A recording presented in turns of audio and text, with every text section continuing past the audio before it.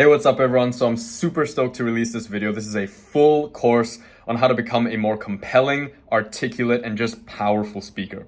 Okay, so this is going to be absolutely monumental for any of you who are in the content game, or maybe you have a sales job or something like that, but speaking, you have realized, is crucial as a skill to develop in your life if you want to just get what you want out of your life, right? You might be watching people on YouTube and thinking, how is it they're able to retain my attention for so long? And, when I talk to people, it seems like I'm insignificant, right? This is going to change that forever, okay? So I really hope that you get through this video. I know it's a long one, but I've marked the chapters below. You'll see there's 6 parts to this course and there's action steps at the end of each part. So if you can get through those action steps and you can get through this whole video, I promise you by the end, you will know and you will have the tools, right, to equip you to become a very, very powerful speaker and hopefully, way more than you've been able to achieve so far in your lifetime. Okay, so I'm really, really excited for the launch of this video and I hope that you find value in it. And if you do, let me know in the comments and I'll see you in the next one. Peace.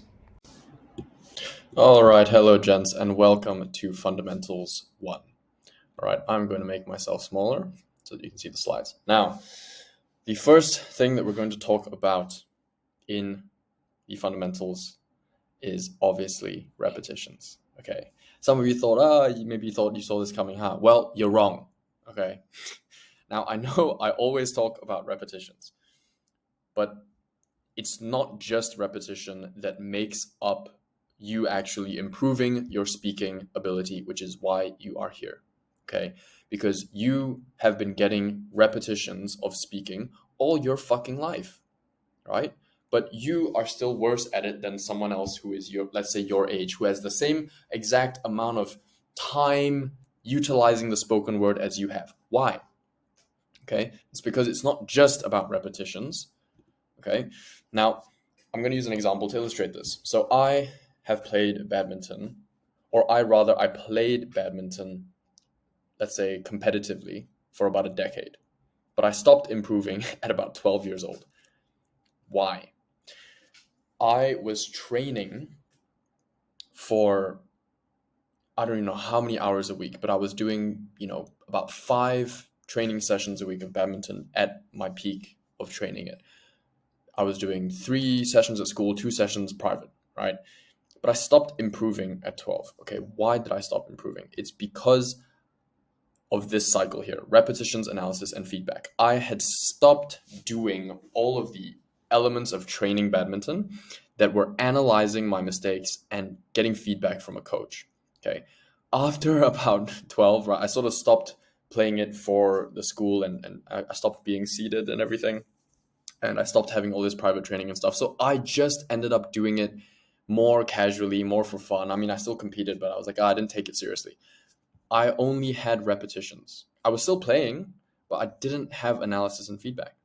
I wasn't drilling and having someone tell me, okay, you're stepping this way, you need to step this other way.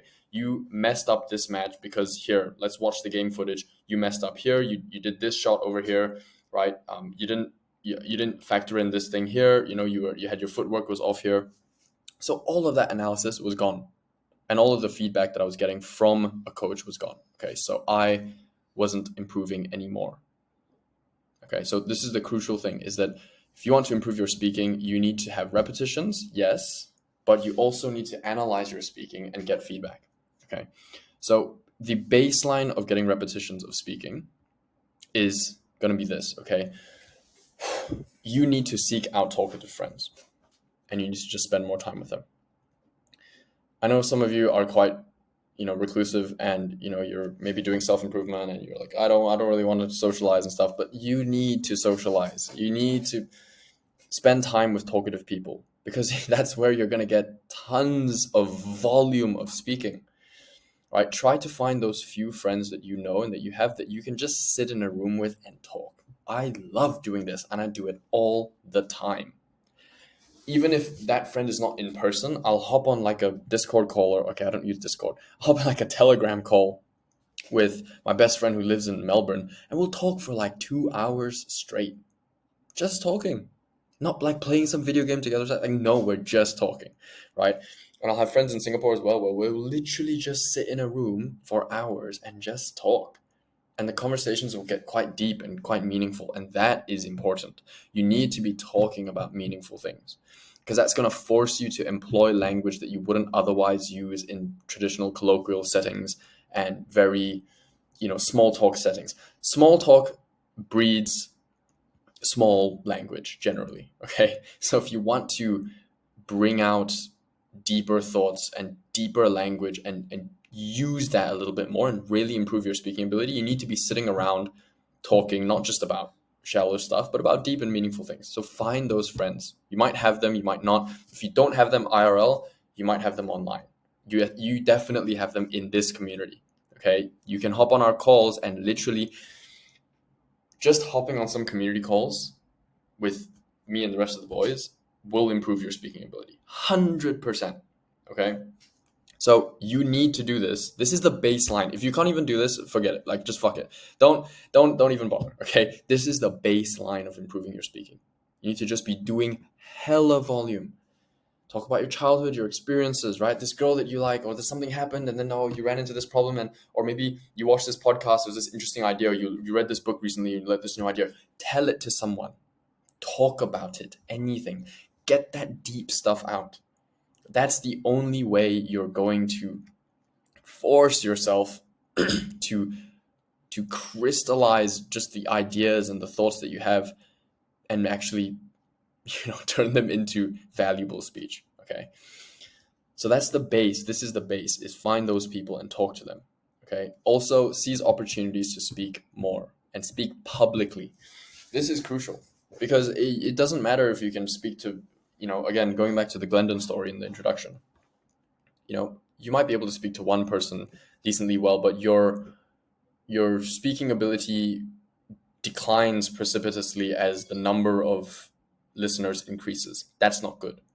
Okay, because you need to be able to speak to multiple people at the same time, hundreds of people, thousands of people. Okay, so force yourself into situations where you have to speak, and ideally under pressure. Okay, ideally, let's say if you're in school, in some group setting, make yourself be the first person to speak, right? When the teacher says, oh, we need someone to kick off this discussion, raise your hand, be the first person to kick it off. Force yourself into that situation. All right.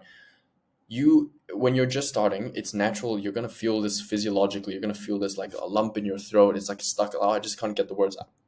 It's okay. It's normal. The only way out is through. Okay. The only way you're going to get through that is to push through that feeling, force yourself into those situations. Okay. We're going to get a little bit more into this when we get into like public speaking stuff, which is later in the advanced modules, but seize opportunities to speak more. I don't know what kind of life you have, but there are certainly more opportunities for you to speak. Seize those. Okay. Now, extra stuff to get repetitions. Turn on your camera and talk to yourself. I know it sounds crazy, but fucking do it. You have time to do this. If you care about improving your speaking, this is one of the great ways you can do it. Turn on your camera, talk to yourself. Stop recording only once you have genuinely nothing left to say.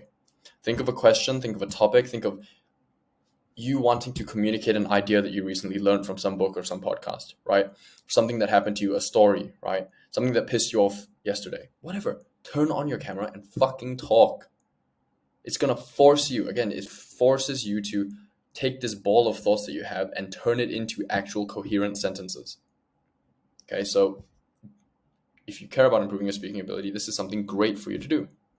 Best way to get repetitions, take a fucking sales job or start a business that requires you to do cold calls, sales calls, all this kind of good stuff. This is the best way to get repetitions. Why? Accountability.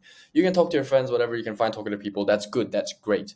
But the best is you take a sales job, because you have to clock in to do these calls, right? Especially with your own business. No shit. You have to do like the fucking 100 cold calls a day. You have to do it. Okay. So this will force you to talk to people and to strangers and make you get comfortable with that. So this is the best way.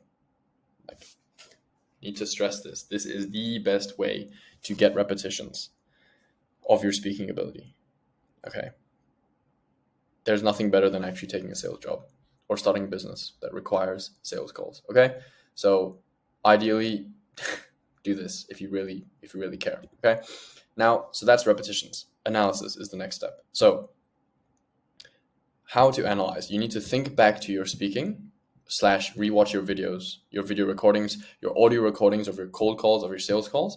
Rewatch these and take note of all of your mistakes. Send them to people who are good speakers. Get them to review it. Hey, Chris, here's my sales call. What do you think about this? Did I mess this up? Okay, this is the part where we got talking. Can you tell me how I can improve this? Get feedback from people, right? And rewatch it yourself. You will be able to find your own mistakes. If you're just talking to a friend, right? After, you say bye to your friend, whatever, think back to your conversation. Where did I stutter? Where did I get roadblocked? How did that happen? Okay, think about all your ums and ahs, your filler words, right? Take note of those. Analyze your speech. Think, okay, there were too many ums and ahs here, right? I cut myself off there. Right? Anytime you didn't close the loop on a point, so you left something open, you're talking about something, you got distracted by another thought, and you started talking about this other thought, and then you didn't close the loop on a point, okay? Anytime that you forgot what you wanted to say, okay? Talking, oh, hang on, I lost myself in my train of thought. I forgot where I was going with this. That's not good. That's a mistake, okay? Anytime you went off the rails on a tangent, okay? Meaning, again, it's kind of the same thing, not forgot what you wanted to say, but you just went completely off, right? Your sentences and your trains of thought are no longer coherent, right? Anytime you lost focus, right? Listening to yourself. This is meant to say yourself, right? Because if you can listen back to your own speech and you are losing focus and you're like, wow, I'm losing focus listening to myself, right? Then you know that whoever was listening to you was also losing focus around that same time, right? Like if you consider that their attention span is roughly the same as yours, if you are losing focus listening to yourself, think about your listener. Okay, they definitely lost focus, right? Their mind started to wander. They're like, he's not really getting to the point. Thinking about other stuff. Okay, so that's analysis, right? Look at your video recordings, audio recordings is best. If not, and it was just social situations, just think back to it. Think, okay, where did I go wrong there? How could I have done that better? All right, so that's your analysis. Now, feedback. You can give yourself feedback and you can get feedback from other people. How you can give yourself feedback is write out the ways that you could have improved. Okay, how could I have said this point differently? Did I articulate this point as best I could? No, I messed it up here because I went on this tangent over here. I didn't close the loop on this other point, right? How could I have done that better? Write it out. What word could I have used that would have been more accurate? Okay, we'll get into word choice later in the fundamental modules, but word choice is extremely important, right? What word did I use here that wasn't really that good? Right? Oh, if I said it this way, it would have sounded more accurate. That's really closer to what I meant. That's good feedback for you, okay?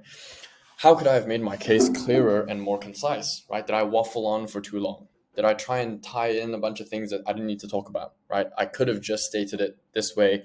I could have saved this much time, right? It would have been there would have been more clarity. How could I have made the case with more clarity, right? Because sometimes you'll think back and you'll listen to yourself and you'll be like, wow, it's 4 minutes and I'm not even at the point yet. Like, wow, So that is good feedback for yourself. Okay, I could have been clearer. I could have been more concise. Where could I have told a story or experience, right, to make my point more effective? Okay, because stories and experiences are what ultimately move people. Okay, so we'll get into storytelling later, but just ask yourself that question. Could I have told a story here? Oh yeah, this thing did happen to me and it's related to this thing that I was talking about.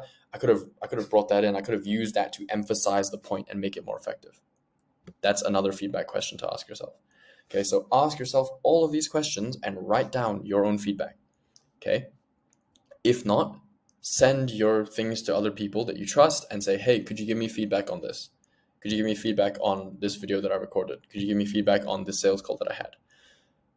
Get people to tell you, yeah, you kind of lost me around the 3-minute mark. Boom, good, that's feedback. Now you know. Now you listen back and you say, okay, well, how did I get there to that 3-minute mark? Okay, yeah, I kind of went on this tangent here. That's why I lost this guy. Okay, cool.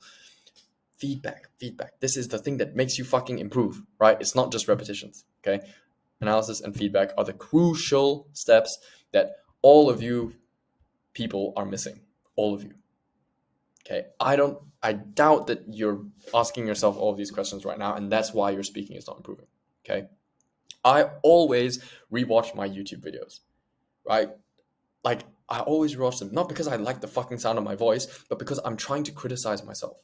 I'm really, really trying to look at the video that I've recorded and poke as many holes in it as possible, and also acknowledge the things that I did well, right? If I watch a video and I'm like, okay, you know what? I'm really attentive during this period of time. I feel really engaged. Why do I feel so engaged? Okay, it's because I'm making this point really well and because I'm roping in this thing. Okay, cool. And I praise myself in a sense of, okay, I want to reinforce that action, right? So praise maybe is the wrong word, but it's more like I acknowledge that what I'm doing well, and I also criticize myself heavily, right? I look at this and I go, okay, well, I waffled on way too long there. I could have cut that short here. I didn't close the loop on this point. Like, I'm just poking as many holes as I can. Okay. So you want to reinforce the correct things. You want to stop the actions that you're doing that are making you a poor speaker, and obviously reinforce and continue to do the actions that are making you a better speaker. Okay. So this is just an example of one of the analysis documents that I have. I literally have documents analyzing my own YouTube videos. Okay, like I sit and watch them and critique myself.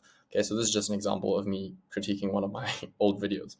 Okay, so this is what I'm talking about, guys. Feedback to yourself. You need to analyze yourself and see where you can improve, and you will exponentially fucking improve your speaking. I swear, if you can just take this seriously. Okay. So action step right now. Okay, I'm about to give you some questions. You're going to choose one of them and you're going to answer it in a long form video format. Okay, right now you just had a feeling in your stomach or your chest that was like, oh, I don't want to do that. Right, your body's reacting and oh no, I don't action. Oh no, I don't want to do it. You have to do this action step. I'm not fucking playing. Right, you're going to record this video on your phone. You're going to answer one of the following questions. Okay, if you're not prepared to do this action step, don't bother. Do not bother with the rest of the course, because you're not going to improve. Like, I mean it. If you can't just do this one fucking thing, like, forget it. You're not going to improve your speaking. So this course is not going to help you. Like, it's actually not. This is not some sales tactic or whatever. Like, I don't have any point in doing that. I'm literally just telling you, like, if you can't take action on this, don't bother. Okay? This is the very first action step of this course, and it is a crucial one. You need to be able to self-analyze and critique yourself. That's what this is for. Okay? So here is a list of questions. You're going to pick one of these. Okay, so what does success mean to you, and why do you bother trying anyway? Why not just chill out? Right? I know those are kind of three questions, but they're all bundled together, right? That's a great question to answer. I'm sure you could waffle on about that for a while. Next question. What do you think about living a balanced life? Isn't the point of life to have fun and enjoy it? It's a great question. You see these questions are not, they're open-ended. There aren't easy answers to these questions. It's very opinionated. It's about your beliefs, right? Okay, quick tip. The point of answering these questions is not to answer them correctly. Get that out of your fucking mind. The point is just to answer as truthfully as possible to what you think. And you do not have to make a claim about whether what you think is the right way to think and it should be normative and all this kind of thing. No, just answer as honestly as you can. Don't think about whether your answer is correct or wrong or what's this person going to think about what I said. And no, just fucking answer as honestly as you can. Okay. This is the problem that people run into. They get to these questions and then they'll try and answer with the most socially correct answer, kind of bullshit. Like, don't do that. It's not about being right here. It's just about answering honestly. Okay, next question. How do you find the motivation to keep going and stay consistent? I'm sure a lot of you would have a good time answering that question. Okay. And last question is, why should you bother taking risks? Don't you want security and stability? Okay. No wrong answers. Just answer honestly. All right. Now, notice that these questions, I have specifically formulated them because they are questions that you are going to get asked by people around you, always. If you're starting an entrepreneurship, fucking hell, you're going to get asked this bottom question so many times. You know how many times I've been asked, oh, Chris, what if it doesn't work? What if your business doesn't work out? Right? Like, I'm like, eventually I just formulated answers to these because I had to answer them so many times that my answers got really good. Okay, so that's the point. These are questions that people are going to ask you along your journey. Okay. So I'm preparing you for these conversations. Do you want to sound like a fucking killer in those situations? Do you want to sound like completely fucking high conviction, locked in, inspirational? Do you want to motivate people with your answers? Or do you want to just sound like some fucking bumbling idiot? I don't know what like, you're going to confuse yourself and confuse the person who asked you the question, right? These are really the poles, right? These are the poles of how good of an answer you can give. So I'm preparing you for these conversations ahead of time. Take this seriously. You need to do this. Okay. I've even made these questions very relevant for you. Okay. These questions here. So this is the action step that you're going to do. Okay. You're going to record a video on your phone of you answering the question. Again, remember, only stop the recording when you genuinely have run out of things to say. Sometimes you will need to pause and think. Just take the time to pause and think. I mean it. If it takes you 60 seconds of pausing, fucking do that. Take a 60-second pause and then continue talking. Only stop recording when you genuinely have tied up your entire point and you think that you fucking said everything that you need to say. Then stop recording, okay? After that, take some time, step away, do something else. Go and take a shower, go and fucking wash some dishes or whatever, okay? Later on in the day, once you've sort of once your brain has sort of tied up and put away this entire thing that you've done, this video that you've recorded, later on, open the video and watch it. Okay, when your brain's not still thinking about it, like, go and do something else first, come back, watch the video with a notepad out or your phone notes, okay? Watch it with a notepad out and then perform the analysis and feedback steps on your own video. Go use these slides, look at the questions, right, and the analysis, and do that on your own video. Critique yourself.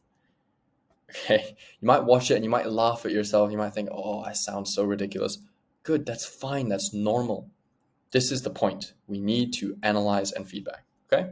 So that's the action step. Now, once you're done with that, make a post in the community, okay? In the school group, make a post titled Speaking Milestone 1 Completed, okay? With your self-feedback, with your analysis and your feedback, okay? Additionally, if you want my feedback, by the way, which you should, okay? If you want my feedback as well, just attach your video and I will watch your whole video and give you some feedback too, okay? This is absolutely fucking crucial that you do this. Again, same thing. If you're not going to do this, forget about the rest of the speaking course because you're not going to get anything from it. You need to take some fucking action, okay? So you're going to make a post in the community, Speaking Milestone 1 completed, okay? Highly, highly recommend using the power of this community, right? Attach your video. Just like remove your self-conscious part of your mind for a second. Oh, I'm going to get judged. What are these people going to think? Like, this is the safe place for you to actually do this, okay? Let's be honest. Like, you posting and attaching your video in the community is completely different from you posting it on YouTube for the entire world to see, right? It's not that. Your brain is going to tell you that it's that. It's not that. Okay, the community is the safest place for you to post these kind of things and get constructive criticism because your brothers in the community are going to care about seeing you succeed and they want you to be better and they're not going to hold back. I'm not going to fucking hold back. All right, when you attach your video, I'm going to give you the best feedback possible. So how else do you think you're going to improve? Right, this is the fastest way for you to improve. Attach your video, get feedback from the community and from me, right? And go from there, okay? If you really, really don't want to attach your video for some reason or another, like maybe your fucking family member walked in the background naked or some shit, then fine, okay? But other than that, you really should attach your video so that you can get more feedback, okay? If not, put your self-feedback in your post as well, okay? And that's the action step. So again, I want to stress that your ability to unemotionally analyze and criticize your own speech is what will produce your exponential improvement in speaking. You have to do this unemotionally.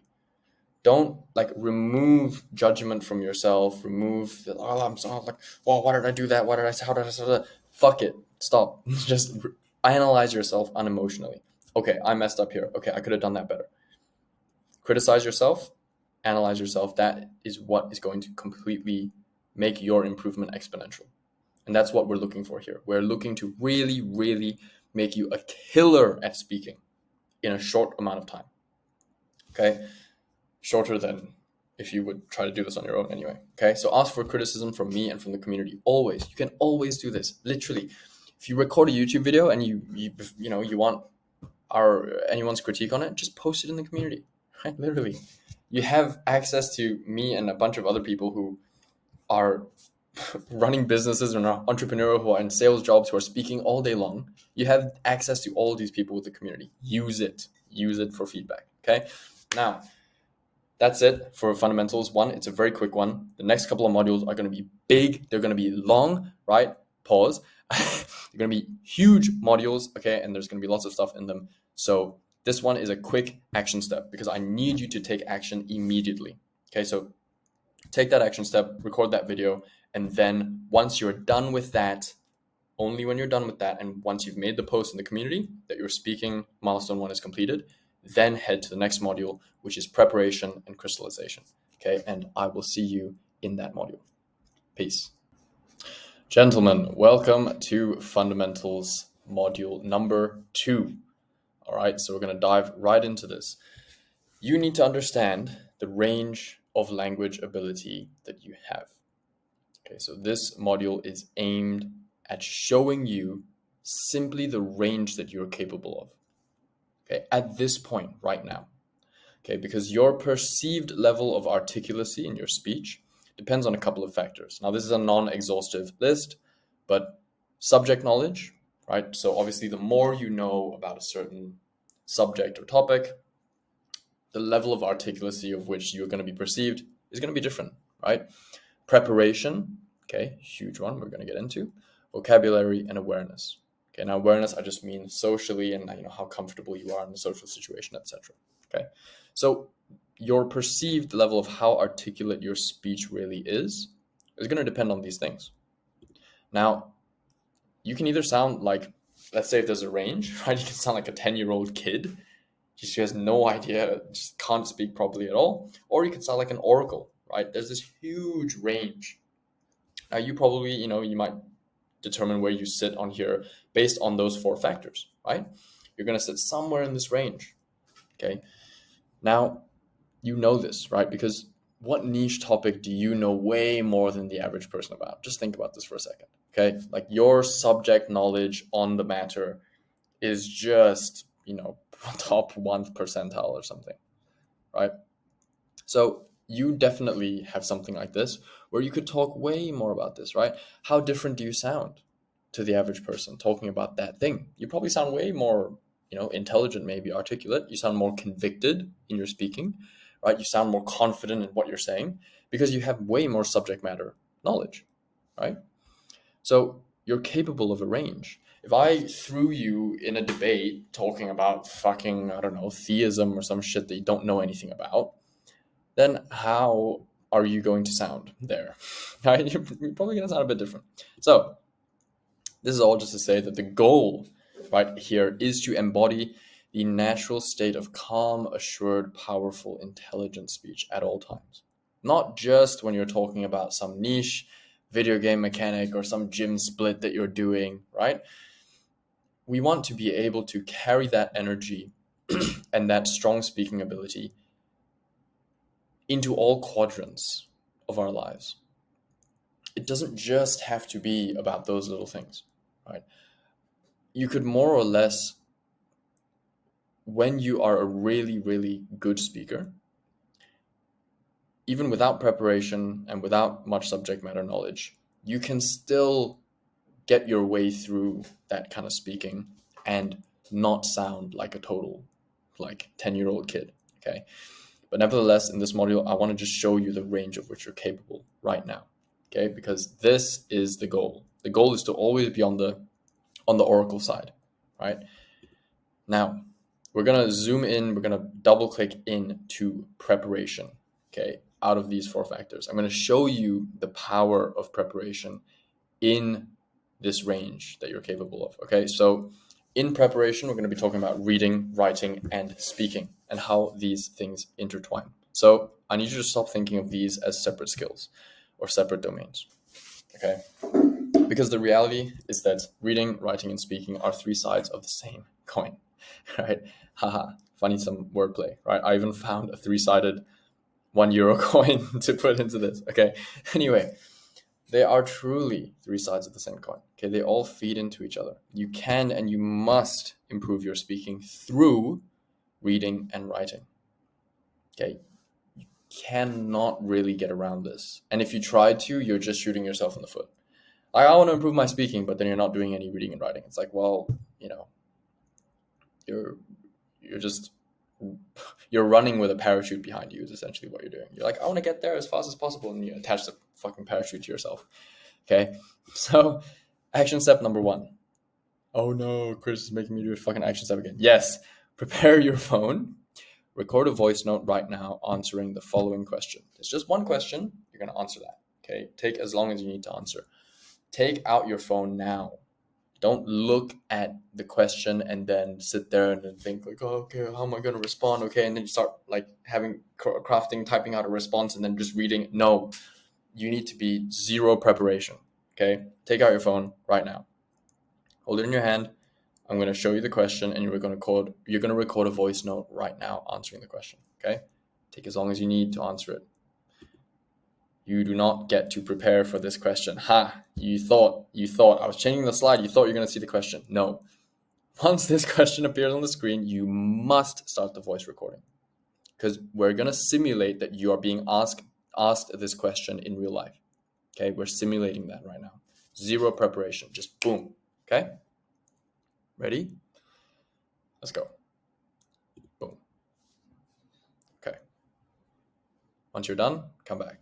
Okay, come back. I'm assuming that you've paused it and that you're recording. Okay, and then you're done, and now you're back. Okay, so you have already at this point done the voice recording. What makes you so sure that your current path is going to work out? What if it fails? Okay, difficult question with zero preparation. You probably sound like a 10-year-old kid trying to answer this shit. Okay, I'm just kidding, but this is where you are now. Okay, so take this as the benchmark. This is how well you can speak with zero preparation. Okay, now we're going to do this comparison. We're going to add some preparation now, and we're going to see the difference. Okay, so action step number 2. Now we're going to use writing as a form of preparation to improve our speaking. Okay, quick how to write crash course, because you motherfuckers were definitely not taught this. Okay, and even if you were taught this, you probably thought it wasn't important and uninteresting and whatever, and you probably maybe didn't use it much in your life. It's fine. It's normal, right? You need a rough structure. You can look up how to write an essay, like essay structure, whatever, okay? Or you can just think like PEEL, right? This is just one of the many writing structures out there, right? This is just a useful way to think. Point, elaboration, explanation, and a link at the end, okay? So you're going to make your point. You're going to elaborate on your point. You're going to explain it, right? So the difference between elaboration and explanation is, in the elaboration, you're going to get into the details of the point. So here's the point that I'm making, and you can think about it in this kind of context. This is where it would be applicable. This is why. And then when you get into the whys, that's the explanation, right? So why do I think this? Well, it's because and then you explain your thinking after you've fleshed it out, but given a bit more detail in the elaboration, and then you eventually link it back, and you can get that back to So that's why ultimately I believe that. And then you restate your point, or you make it. You just make it clear again. You link it back to the original point that you had, right? So this is just a structure that you can use. You can use others. It's fine. Okay. So algorithm 1, how we're going to write, like follow this, please. Like please follow this when you're doing this action step, okay? I know it looks like a lot on the screen. Just bear with me. You're going to write one sentence. You're going to read the sentence word by word, okay? Then number 3, you're going to ask yourself at each word if there is a better word that could take its place. If so, what is it? And then replace that word. Read the sentence again. It should sound better. If not, revert to the old sentence. I mean it. Okay? Read the sentence again, word for word. And with the replacement word, it should sound better. If it doesn't, go back to the previous one. Repeat this process until you cannot find a better way to express that sentence. Once you read it and you're like, yep, that's exactly what I mean. It is exactly what I mean. If it doesn't feel like it is, if it feels, no, it's missing something, oh, I forgot this word here, or no, this word's not so good, it should be this other one, keep doing that until there's no better way that you can express it, and then move on to the next sentence. That's the word level. Algorithm 2, which is the sentence level algorithm. Okay, at this point, you've written multiple sentences, right? A paragraph. Read your paragraph sentence by sentence. Ask yourself if there is a better way for one sentence to flow into the next sentence. Does it make sense? Do the ideas connect fully, properly, tightly? Is there any gap in the connection? Could someone insert something in there? Could someone say, well, what about this? Is there a way? Is there space there? Is it still moving? Or is it firm? It sticks together properly, right? That's what has to happen. Your sentences need to connect really solidly. So if there's a better way for it to make sense, rewrite the sentences as necessary. Okay, if the start of your sentence number 2 doesn't really flow well from sentence number 1 and it doesn't really make sense, right, then you can edit the start of your sentence, okay? Read the paragraph again and it should sound better. If not, revert. Seriously, okay? Step 6, repeat until you cannot find a better way to express that paragraph. And then you move on to the next paragraph. It sounds like a lot of work. It's because it is. Okay, this is writing and editing, you're doing these both at the same time, essentially, right? Algorithm 3 is the paragraph level. Same shit. You've written multiple paragraphs at this point. Let's say you've written an essay, okay? Read your essay paragraph by paragraph. Ask yourself if there is a better way for one paragraph to flow into the next. Does it make sense logically? Or is there other gaps? Okay. If so, rewrite the paragraph and connectors as necessary, right? Read the essay again, it should sound better. If not, revert. Repeat until you cannot find a better way to express the entire thing. So you notice here we're going word level analysis, and then we're going sentence level analysis, and then we're going paragraph level analysis, okay? So if you've done all of this, then you've just written an essay. Congrats, okay? And every time you read it, you're going to think, damn, that is really crystallizing what I think. At a word level, I can't find a better way to express it. Sentence level, I can't. Paragraph level, I can't. It all flows into each other logically well, and it is exactly what I think, and it's exactly what I mean. And there's no gaps, right? I mean, you might come back tomorrow and you might see a gap, but that's different, right?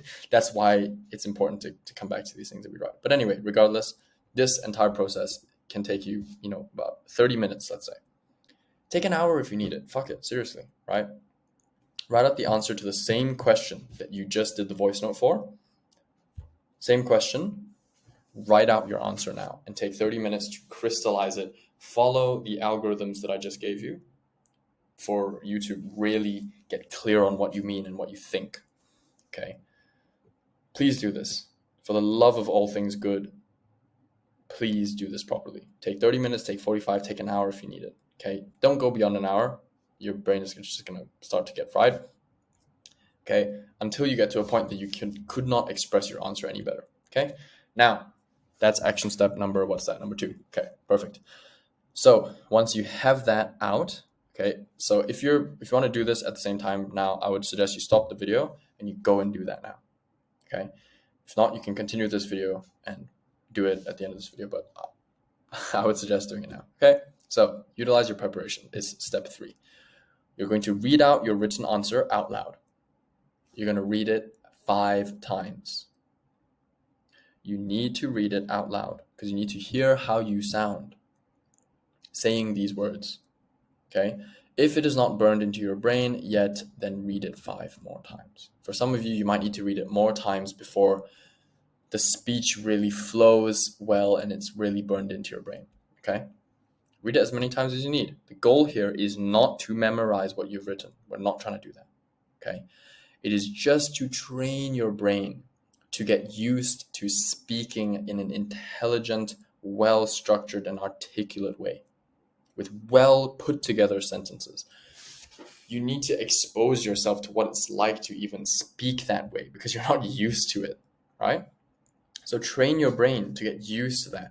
Read it over and over and over again. Some of the things that I've written, guys, I've read it like 50 times. I've read the same thing that I've written. Why? Because I'm trying to train my brain. This is what I think about this thing. This is as crystallized as it gets, right? If I can train myself to speak as clearly as I write, that is an insane superpower, okay? So that's the goal here, is to train our brain to just get used to speaking this way. Okay, now is the active recall part of this action step. Okay, active recall is simply giving your brain space to go and do something else again, right? Like I said earlier, something menial, go fold some clothes, clean your room, make a coffee, whatever.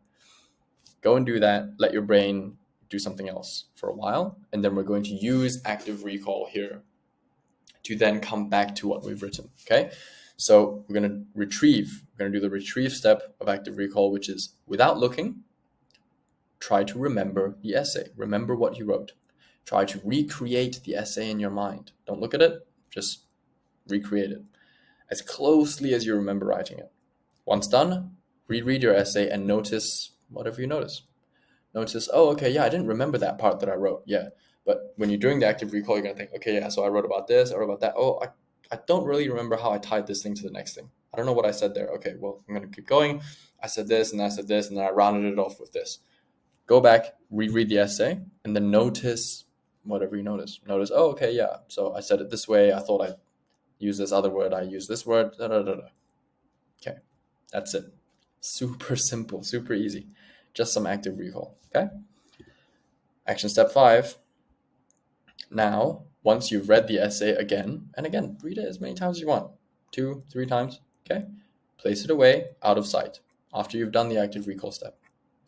Place the essay away. Pick your phone up and voice record yourself answering the question again. Do not look at what you've written. Now, between steps 4 and 5, if you want to take a day or you want to like sleep on it, that's perfectly fine. You can sleep on it, okay? The point of this is to show you that because you've written that essay and you've actively recalled that essay and you've read it over and over so many times, now when you answer the question, without even looking at the essay, you're going to speak differently, okay? So you can do that after 20 minutes, or you can sleep on it and do it the next day, okay, between 4 and 5. I'll leave you to decide that, but you need to do this again. Pick up your phone, voice record yourself answering the same question. This time you've done preparation. Your answer is now going to sound different, okay? Absolutely no looking at what you've written, not even a glance when you're voice recording, okay? So remember, the point of this is that you need to understand the range of language ability of which you are capable. That's what this is for. You need to see how just 30 minutes of preparation of you writing out an answer and not even looking at it afterwards is still going to improve your speaking ability or how articulate you sound, okay? So your 2 audio notes at this point, they probably sound different, right? Okay, and you just had 30 minutes of preparation, but you likely sound way more intelligent and articulate. Okay, so this is important because people are going to throw questions at you, like the questions that I threw at you in module number 1, in fundamentals 1, right? Imagine if you had written answers for those that you don't even have to look at because you've written them out and then that stores them in your episodic memory and you're just able to retrieve them. Right? You're not going to retrieve them 100% like you've got these scripts like memorized, like and you just run the script. No, but like you will get 80% of it probably, right? Of how you've expressed this thought because you've expressed it and you've read it so many times. You're like, yep, boom. So you're able to answer so articulately because you've thought about this already. Not only have you thought about it, but you've written it and then you've read it a bunch of fucking times. Reading, writing, and speaking are all linked, okay? So just 30 minutes and you've jumped from probably somewhere here to somewhere over here, okay? That's all it took. You can sound so much smarter with just a little bit of preparation. Seriously. Do this, do the fucking action steps, and you'll see what I mean. It's a huge difference. Huge, okay? So the goal of this exercise is really just to show you and to emphasize that preparation is huge. Okay, preparation makes a huge difference to your speaking ability. Okay, so don't take that for granted. Anytime there's something that's important to you, I really suggest writing out what you think and then reading it a couple of times. Okay, because it will improve your speaking. Yeah, so here, this is what I mean. Writing properly helps you to crystallize your thoughts. Okay, it takes this cloudy ball, this messy mush of, well, I kind of think this, but maybe it's also this, and like you haven't deconstructed what you think. Like, just think about this, okay? It's so amateurish for you not to really sit down and fucking crystallize what you think. Because when someone asks you, now you have to deal with this. And you have to turn that ball into a coherent string of sentences that is articulate, that this person is going to understand exactly what you mean. Like, how arrogant do you have to be to think that you can just, in real time, take this and put it really, really perfectly? It's difficult. It's really, really difficult, okay? So the goal of preparation is to take this whole cloudy ball mess thing this is how you normally operate, right? We're gonna change that, okay? Instead of I think it's sort of like this, and then it's kind of like this, but maybe not. I mean, you know what I mean. I don't have to finish it. You know exactly what I mean. We're gonna stop that, okay? So you're gonna turn that into a coherent string here, right? I believe this, okay, and it's kind of analogous to this. This is your point elaboration, right? It's analogous to this, and I arrived at that conclusion through this, and this is why I ultimately believe. But PEEL, right? That's like a structure, right? But there, it's a coherent string. So that's the goal of this entire exercise. So again, reading, writing, speaking. Doing one improves the others. Do not forget this, okay? So go and do those fucking action steps. I'm gonna go back because you absolutely need to do this, okay? Go through here, do the writing, follow the algorithms here. Algorithm 1, algorithm 2, algorithm 3 when you're writing, okay? Take 30 minutes, an hour max, okay? And then read it. Okay, you don't have to memorize, just train your brain to get used to what you have written, okay? And speaking articulately and intelligently. Okay, do the active recall, do the retrieval, go and read it again after you've done active recall, and then record your second voice note. Okay, so you should have 2 voice notes, one without preparation at the start, which is your benchmark, and one with preparation after you've done all of the writing. Okay, so ancillary point is that reading is going to help with these 2. It's going to help with your subject matter knowledge and your vocabulary, right? And then obviously socialization is going to help with your awareness and your comfort and your attention to your audience, all these little things. That's what socialization is going to help with. So if you want to improve those other things, because today we just talked about preparation, right? Topic, vocabulary, reading, okay? Socialization is going to help with your awareness. Now, action step number 6, okay? This is your milestone 2. Every module has a milestone for you to complete and a post for you to make in the community. You have to do this, guys. Hold yourselves fucking accountable. Have some fucking accountability and dignity and honor as a fucking man and just do this, okay? Like, real shit. So you're going to make a post in the community titled Speaking Milestone 2 Completed, okay? With your 2 audio notes attached. Okay, reflect on the difference and ask any questions that you have. Ask for feedback. Again, you have access to this huge group of guys. Use it, right? This is the best place for you to get feedback. Make a post with your 2 audio notes and your reflections on the differences. And even some criticism and feedback that you have of yourself.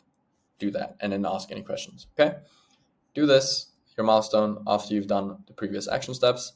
And I will see you in the next module, which is going to be about word choice.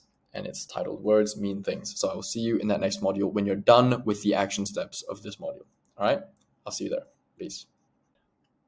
Hello, gents, and welcome to Fundamentals 3 of the Speaking course. So, the name of this module is Words Mean Things. Wow, crazy, right? But this module is going to be about vocabulary and word choice, Okay, this is absolutely crucial. Okay, do you want to inspire people?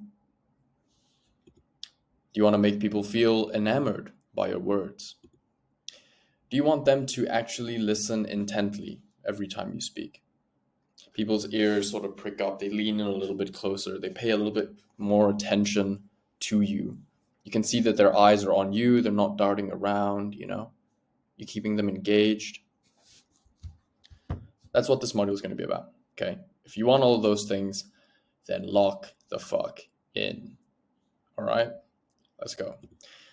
So, word choice is extremely important, not just to make you sound smarter, obviously, but the meanings of words are subtle and different.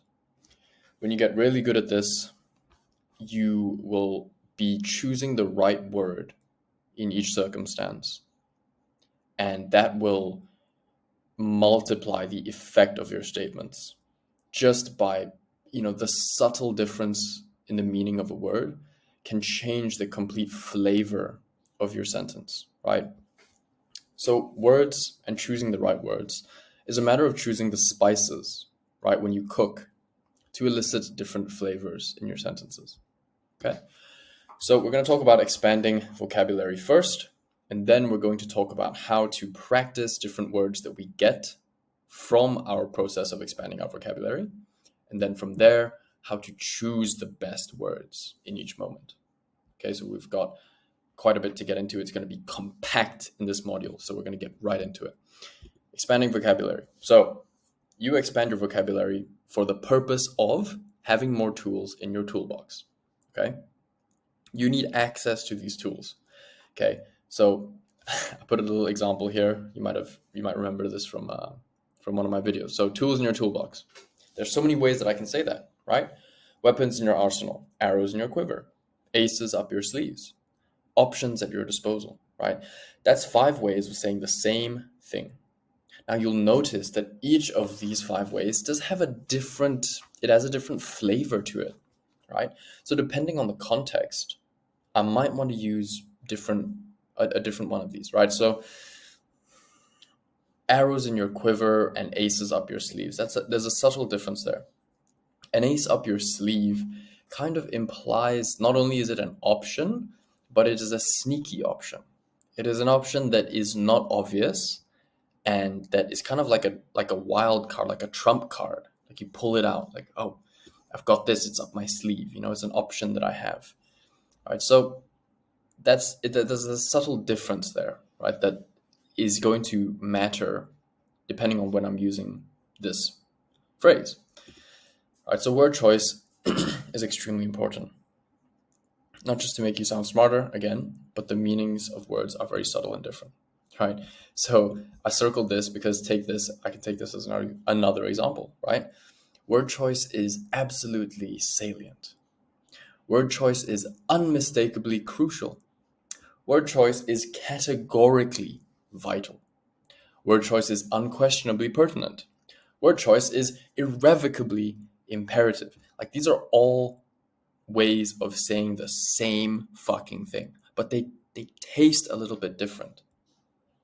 So I've just combined, 10, 10 different words to say the same thing, right? So that there's 25 permutations here. Literally, there's 25 permutations of a way to say the same thing, right? 5 squared. So this is why this is important, okay? Because you'll see, right? These are just 2 examples, but there are way too many ways to say the same thing, and each of them can give you a different feel and a different energy. Okay, so expanding your vocabulary is something like if you guys ever played Minecraft, it's like when you spawn in at the beginning of the game and you have a map, right? And when you open the map at the beginning of the game, you just have a little radius around which you can see what is available to you. But then as you start to travel around the whole world in Minecraft and you start to explore and you hit different biomes and whatever, the map slowly expands from this circle, right? It's normally like pretty small, right? But then it expands outwards and the circle of available locations that you've mapped out gets bigger and bigger and bigger until you've mapped out the whole map. Okay, now Obviously, you're not going to get to this point with language in your lifetime, probably, unless you have an eidetic memory, because there's just way too much to go on, right? But this is kind of the process that I want you to be thinking about. This is what we're going to be doing. Okay, we're going to be expanding the map of known and traversable spots on the landscape of language. Okay, that's one way to think about it. So, how to expand vocabulary, right? What we're going to do is we need to increase your surface lexicon. Okay, so what is surface lexicon? Your vocabulary is a matter of the words that you have access to in this moment. Okay, and that's only going to be a couple of words. It's not, you actually have many, many, many more words that you are completely aware exist, but they just will not occur to you in the moment. They just won't. For whatever reason, you know the word exists, but those neurons are just not going to fire. You haven't fired that pathway enough times, so it's not going to happen. But you have fired these ones tons of times. It's like a Pareto distribution. Okay, so if you remember what a Pareto distribution looks like, if this is the axis, most, like 90% of the words that you use every day, am I getting that right? 90%, okay, of the words that you have access to in your brain, you only use a tiny, tiny proportion of them, right? So like, let's say 1% of the words that you know get used 90% of the time. Okay, that's what I was trying to say. That's the Pareto distribution, right? So that's your surface lexicon here. These are the words that you have instantaneous access to. Okay, for example, if I told you to describe something that is, let's say, that is more than yourself, right? I don't know. Maybe you wouldn't go for the word transcendental, but maybe you know that word exists. You're like, yeah, I know that word. I've heard of that word. I know what it means. But those circuits just won't fire for whatever reason. Okay. So what we need to do is we need to increase your surface lexicon, the words that you actually do have available to you at your fingertips that will arise when you want to speak them. Okay. So first thing we're going to do, action step. Okay. Create a notes tab in your phone. In that notes tab, we're going to store words that you like and their different definitions, or rather their definitions and their synonyms. Okay. So for example, you might have you might find the word salient, right? Salient means important. Okay, cool. So you put salient in there and you put the definition. Salient dash, and then means important. Okay. And then maybe you run into another word later on at a different time that is, pertinent, right? Pertinent also means important. So then you can go into your notes tab and put it beside salient, because they both mean important, right? So now you have two words that you can use to say the same thing, right? So this is what I mean. You're going to create this notes tab for this purpose. We're going to start building up a database. Okay. Now, where do we get words to put into the database? Great question. So there's going to be a couple of things, but there's a very, very simple way to do this. And even if you are not a huge consumer of books and podcasts and all these things, I've included little action steps and things that you can do that will still help you increase your surface lexicon, even if you're not a huge consumer. Okay. So one of them is this. Okay. Please go to these 3 websites right fucking now and put your email address in to their word of the day. Okay. So dictionary.com has a word of the day. Merriam-Webster has a word of the day. Word daily. Literally, it's in the name. Okay. Each of these sites are going to send to your inbox every single day a new word. Okay. And that word is going to come with definitions, use cases, etc. This gives you 3. So if you sign up for all these 3, you have 3 new words that you're learning every single day. Okay. Straight to your inbox. You don't need to go anywhere for it. So this is a great, great way to start increasing your vocabulary and just the words that you have access to. What you can do is you can pick 1 out of 3 every day, honestly. Pick your favorite one, put it in your fucking notes tab, right? Give it 30 days, you have 30 new fucking words. And that's just if you pick 1 a day, right? You can also go to thesaurus.com. This will give you a synonym of the day. Go and do this, please. Okay. because this is going to build up your bank of synonyms as well, right? So you can build both at the same time. Now, another thing you can do, right, is, and this is a bit more subtle, okay, but it's becoming more emotionally literate. Okay, so what does that mean? I mean, understand the differences between emotions and the level of precision that each word of an emotion boasts. Okay, so this is a bit of a shift from obviously the other stuff that we were just talking about, right? Which is just getting a word of the day. This is a little bit more tricky. This is more long-term stuff, okay? So nevertheless, this is going to help you to express yourself better. So this is less about, oh, like, let me learn some new words, but this is more about, I know all of these words already, right? But I need to I need to know in each moment how to express what I'm thinking and feeling a little bit better, right? And that's not going to be a matter of, fucking some word of the day shit. This is a matter of emotional literacy. Okay, so I've included this as a resource, which you'll see down below. But this is the wheel of emotions. Okay, so you can see in here, every emotion has different shades, right? So anger, for example, can be split into, rage, exasperated, irritable, envy, disgust. That will split into hate, hostile, agitated, frustrated, annoyed, aggravated, resentful. It's like these are all parts of anger, but they all mean different things. It's different shades, different flavors, right? Happy, there's delighted and there's amused. They're both still happy, but they mean different things. Jovial, blissful, satisfied, pleased. All right, so get familiar with this. What you can do is every day you can look at this and go on the fringe and read these and remember the differences, right?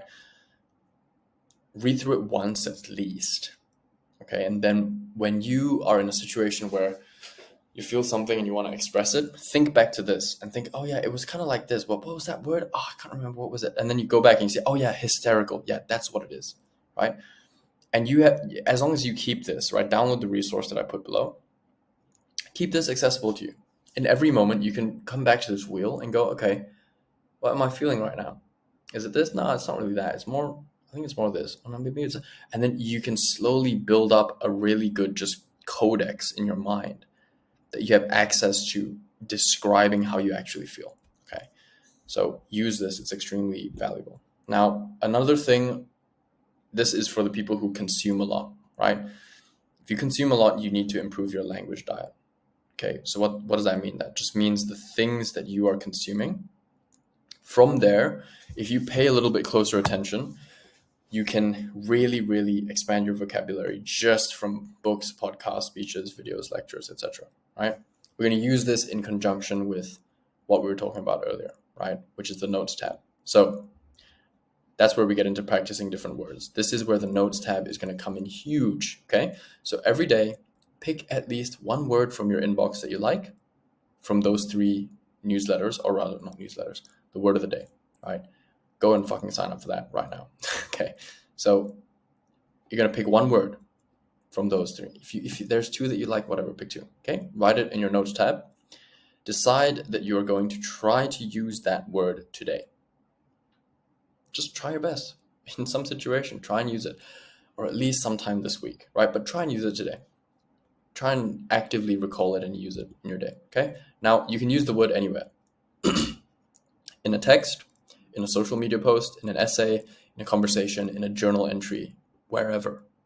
Just use it. Because the more you use it, the more you build the neural pathway in your brain so that you can have access to that word and it stays in your surface lexicon and it doesn't go down into the depths and gets lost on you, right?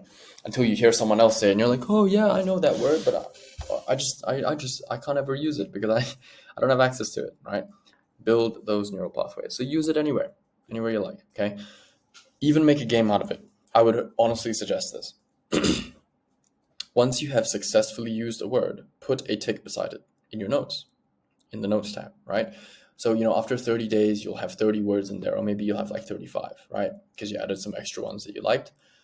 And then maybe, you're going to check back after a month, you only use 20 of them. You're going to be like, fuck, right? Oh, I still haven't used this word. Okay, let me try and use that today, right? So every day you can come back and see which words haven't you used yet. And every time, like, I need to stress this, guys, like every time you come back to the notes and you see the words again, you remember and you recall. You're like, yes, this word, right? I haven't used this. Yeah, I used this word in this essay. Okay. You keep refreshing your memory and you keep building that neural pathway. Oh yeah, like there's so many ways to say this thing. I have like 3 synonyms in here. I haven't used this other synonym yet. All right. So look at it, make a game out of it. Put a tick beside the ones that you've used. And then maybe every 3 months reset it and then try it again, right? Or have different note tabs, right? So have one for 1 month, one for the next month. Just gamify it. Just make sure you use these words. Okay, that's the whole purpose of this. It's just to use it. Okay, prioritize the words that you haven't been able to use yet, right? And then you're going to get to actually, maybe after 3 or 4 days of wanting to use the same word that you haven't fucking used yet, you're really going to remember it then, right? So, and again, from, your favorite books, podcasts, speeches, videos, lectures, whatever, take note of interesting words that you hear. Like you hear someone use some word like incessant. You're like, oh, incessant. What does that mean? Okay. And then you look at it. Oh, okay, it means that. Okay, I'm going to put it in my notes tab. All right. I'm going to try and use it. Same thing every day. Just listen out for cool words. Put them in your notes. Try to find ways to use them, right? This is one of my lists from when I would do this, right? So I was doing this for quite a while. I had pretty big notes tabs, right? So this is just one of them. This is from 2017, guys. This is 7 years ago, right? And you guys might notice, but some of these words are in my vocabulary. You probably heard me say them on calls, right? So, let's see, what do we have here? Transient, indignant, emancipate, propensity, contentious. You guys hear me say contentious a lot, right? Acquiesce, anthropomorphize, plethora, myriad, salient, imperative, inherent, pervasive. You guys probably hear me say that shit a lot. So this is 7 years ago, and a lot of these words are still in my fucking vocabulary, guys. Right? So, because this is how long I've been doing this for. I was 17. I started building this particular notes tab probably from when I was like 16 or something. Right? So, this is how powerful it can be. Really, truly. So, anyway, so that's me. That's one of my examples. So this is what I mean. Word and then definition beside it. Word, definition, word, definition. You'll see for some of these, they'll be like doubles.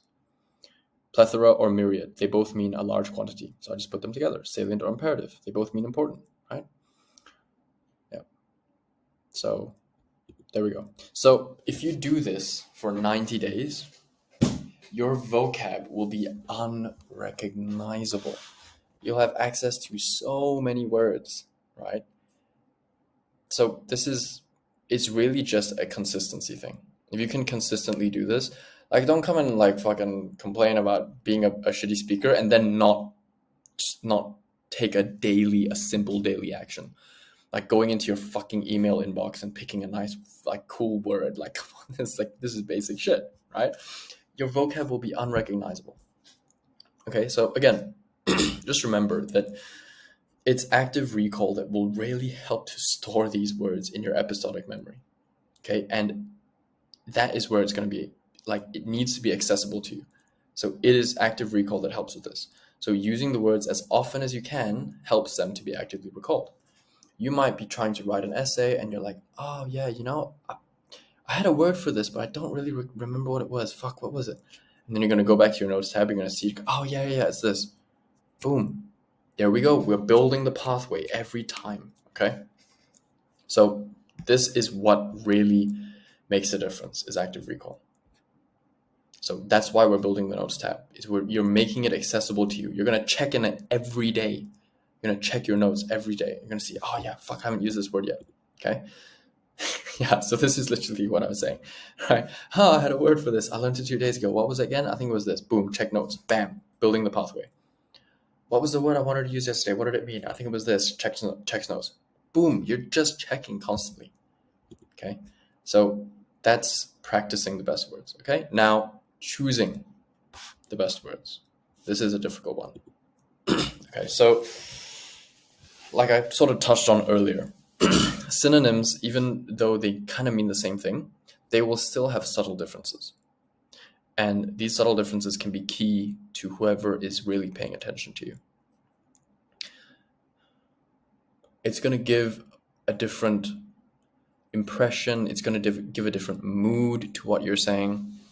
Right? So it's important that we pay attention to these things. Because the difference between a writer and a speaker that really makes you feel moved and inspired, and from one that just you don't really feel much, you don't really feel moved in any direction, it lies in their ability to really just choose the right fucking word. Like, they're just so creative and athletic with their language. They'll use a word somewhere that you are like, I would never have thought of using that word in this way. Wow. Right? And it fires you up somehow. Or it paints a picture, it creates some imagery in your brain that helps you to understand their point so much better. And if they didn't use that word, if they used just a synonym of it, you wouldn't have had that image pop up and you wouldn't understand them as well as you do. All right, so let's go back to this example here, right? The word choice example. So let's look at these two sentences, right? Word choice is absolutely salient and word choice is irrevocably imperative, right? So absolutely and irrevocably, they're slightly different. Okay, so absolutely is without exception, completely, wholly, entirely. Irrevocably is in a way that cannot be reversed, undone, or cancelled, right?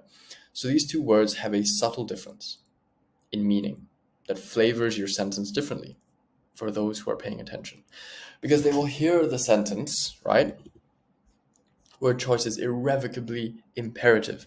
And they know, they kind of get what you mean, right? But if you say word choice is absolutely salient, it means the same thing, roughly.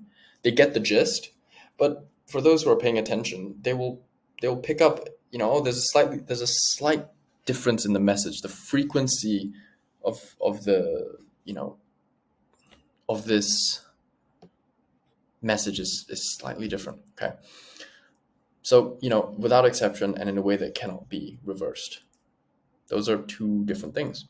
Okay, so in one version, the audience understands that word choice is important without exception. Okay, and in another version, I think this is different. Okay, anyway, unconditionally, right? Unconditionally or irrevocably, it's different, right? So let's run with it. Let's go with unconditionally, right? I must have flipped this. So in another version, the audience understands that word choice is important in a way that is not limited by conditions. Okay, so without exception and not limited by conditions. Look at this, okay? This is a dictionary definition, by the way. Unconditionally and absolutely are synonyms, right? So they roughly mean the same thing.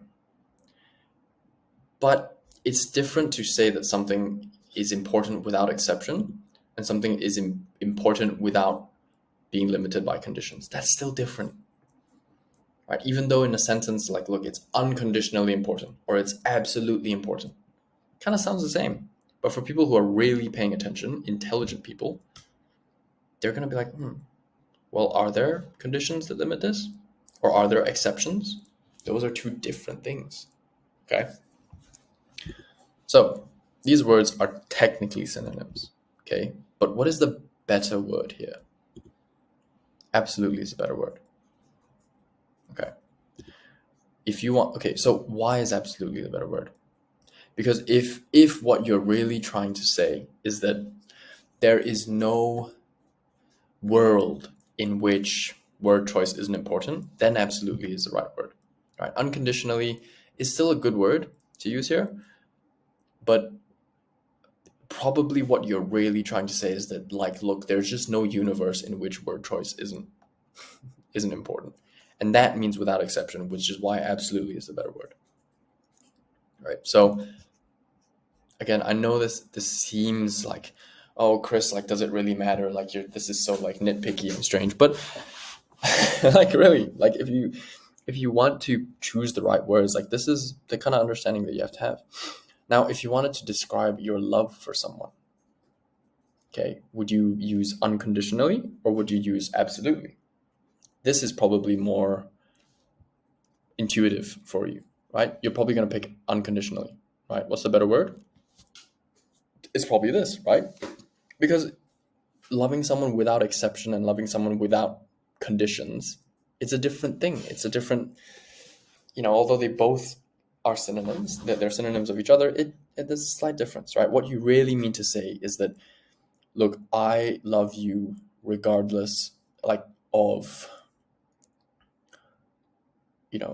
it's not contingent on anything. My love for you doesn't depend on anything. Okay, which means that it's not limited by conditions, which is why unconditionally is the better word here, right? Even if you do also love the person without exception, but it's not, if that's not really what you're trying to say. If what you're trying to say is that, it's not constrained by anything, it's not dependent on anything, I don't love you for your money, right? Then unconditionally is a better word. Okay, so this might start out feeling contrived and too effortful and too overwhelming, like, oh, do I really have to go into these like autistic details? I get it, okay, but that's normal. It's normal for it to start out feeling this way. If you can consistently make the effort to improve your word choices, the quality of your speech will increase exponentially. Okay, like really, if you can just make this little effort, it does a huge difference, because you're going to go from this, which is, I want to think of how I can say something, and then you think of it and you have like one option and you're like, okay, well, can't do much with that, right? I guess I'm just gonna have to say it like this. But you can go from this to this. You can have multiple options of how you want to say something, and you can pick the best one. Which one is as accurate, as close to what I really want to say? Okay, it's this one. It's option 2. Okay, boom, right? So you can make this transformation.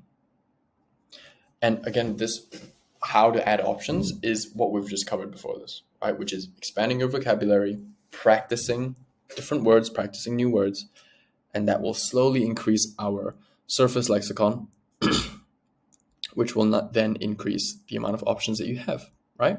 That's it. So here are some examples of great word choice, right? I just put examples that I would use, but if you have speakers that you like, go and listen to them and listen to their word choice, right? Just these are just example videos that I would personally look up and use. These are on YouTube, right? These are linked actually, so you can click on these. But yeah, action step is you can use those example videos that I put for this, or you can, find a speaker that you like and do that action step on one of their speeches, okay? But the action step is extract out 3 sentences that stood out to you as excellent word choice. They made you feel something, they moved you.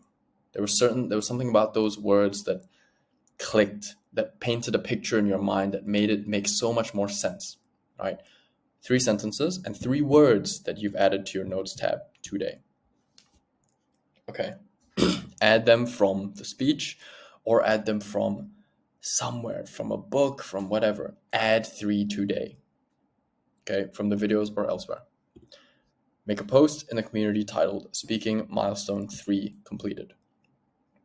Okay, with the 3 sentences and the 3 words, as well as your takeaways from the module, your takeaways, how those 3 sentences actually made an impact on you. Why do you think they're good word choice? Explain it.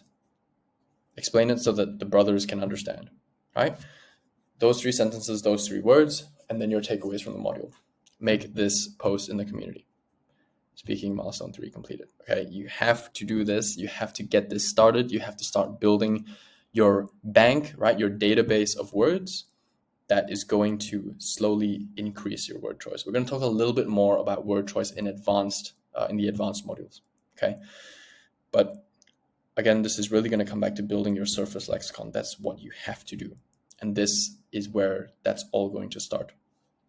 Okay, so the next module is the first advanced module, and that is the stone path, right, which is a technique for speaking.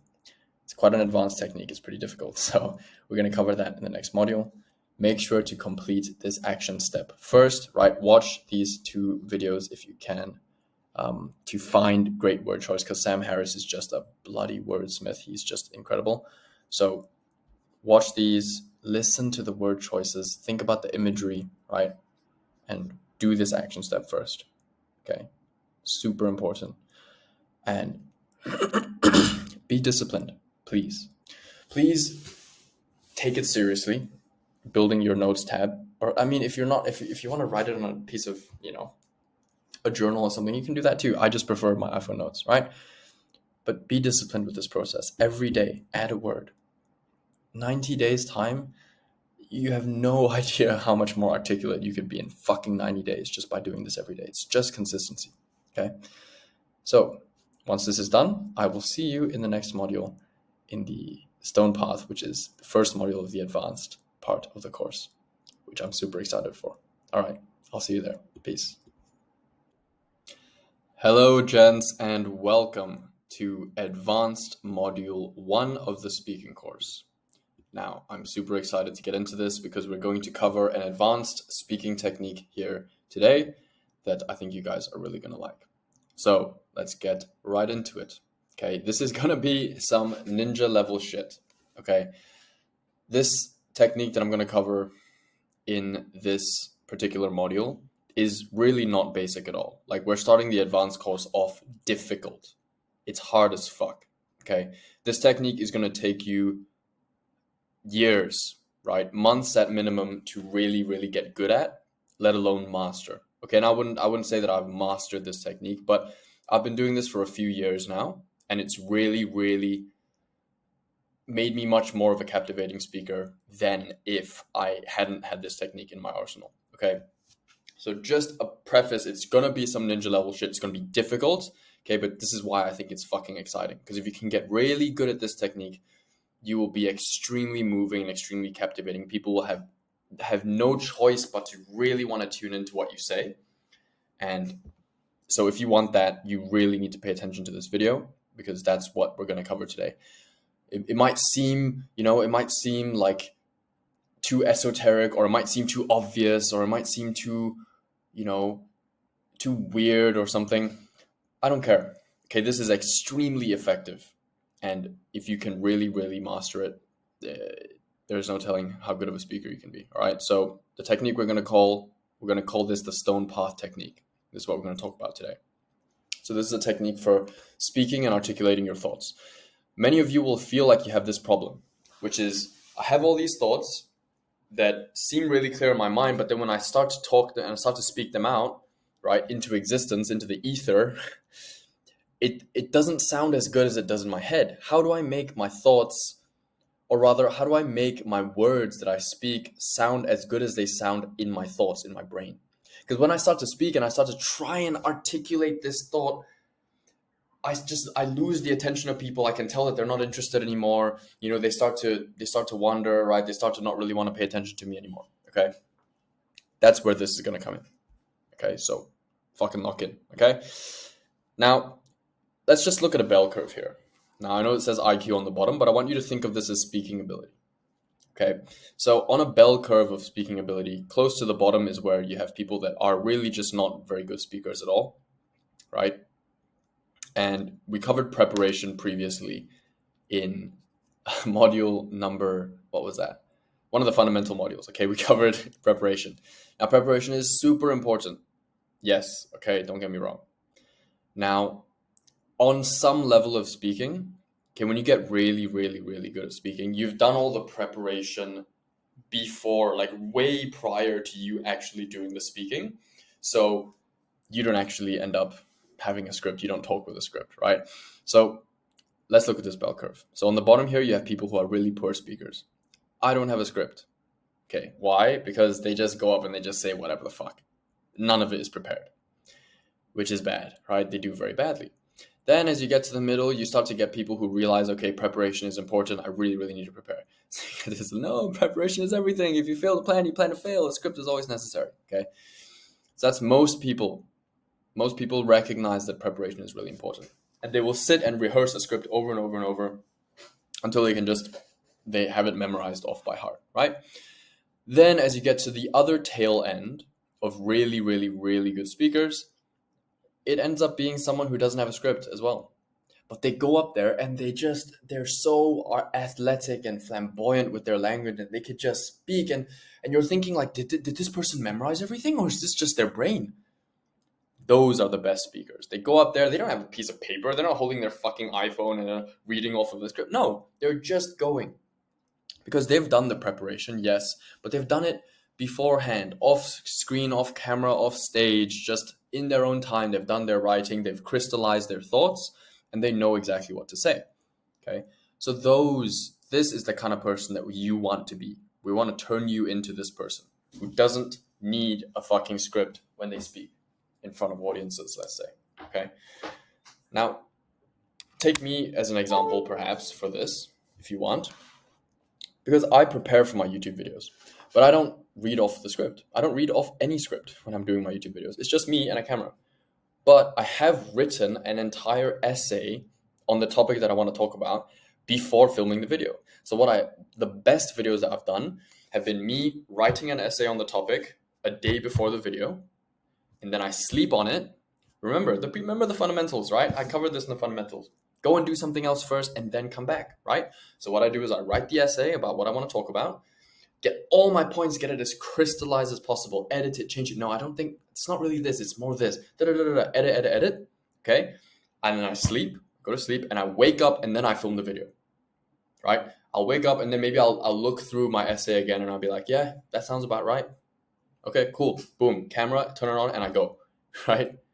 And then once in a while, if I feel like I'm straying off the topic with my camera, right, on one of the cuts, I'll just take a look at the essay and I'll go, oh yeah, no, so I kind of strayed over here and I kind of missed this point. Okay, let's see if I can circle back and cover that. Okay, cool, boom, done. And then I start recording again and I start talking again. And I never look at the script when I'm talking, okay? So that's where we want to get you to. That's where this technique is going to come in.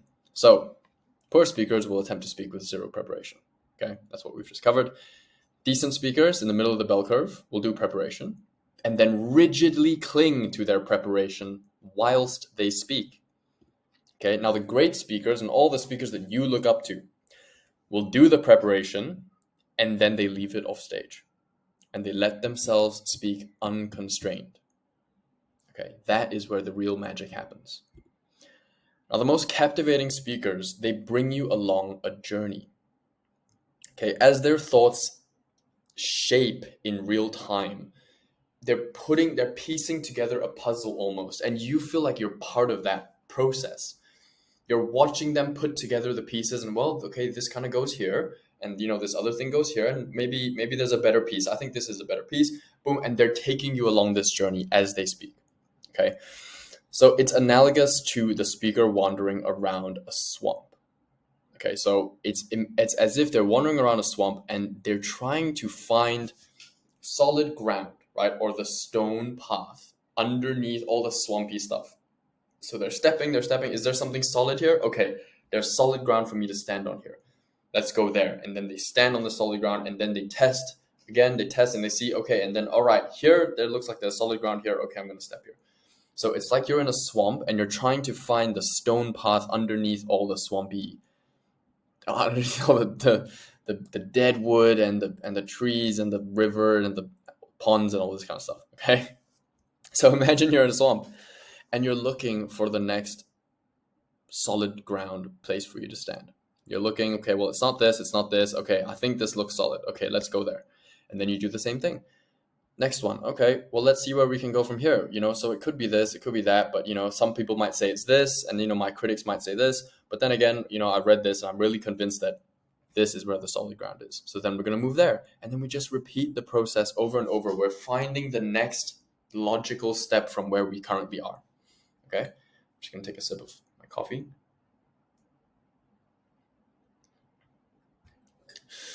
So this is what great speakers do. They're taking you on this journey, guys. This is why you feel captivated, because you don't know where they're going next, right? They're going and then they're playing with ideas in front of you and they're going, well, it could be this, it could be that, but I'm really convinced that it's this, boom. And then you go the next one and the next one, right? So the stone path technique is really, they're conducting an investigation. The speaker is investigating a question in front of you and you're part of the investigation because they're looking at you and they're gauging from your responses whether what they're saying is making sense. And they're saying, well, it could be this, right? But it could be that, and you're sitting there and you're like, yeah, well, it could be, right? And you're in there and you're part of the investigation. Okay. So a crucial point that you cannot miss is that the investigation requires a question to begin. And it really requires genuine intellectual curiosity on the part of the speaker. You cannot do this technique if you yourself are not actually curious. So I mean this, right? If you're the kind of person, you need to reset this, okay? If you're the kind of person who talks already with an answer in mind, this technique is not going to work. And you're not going to captivate anybody.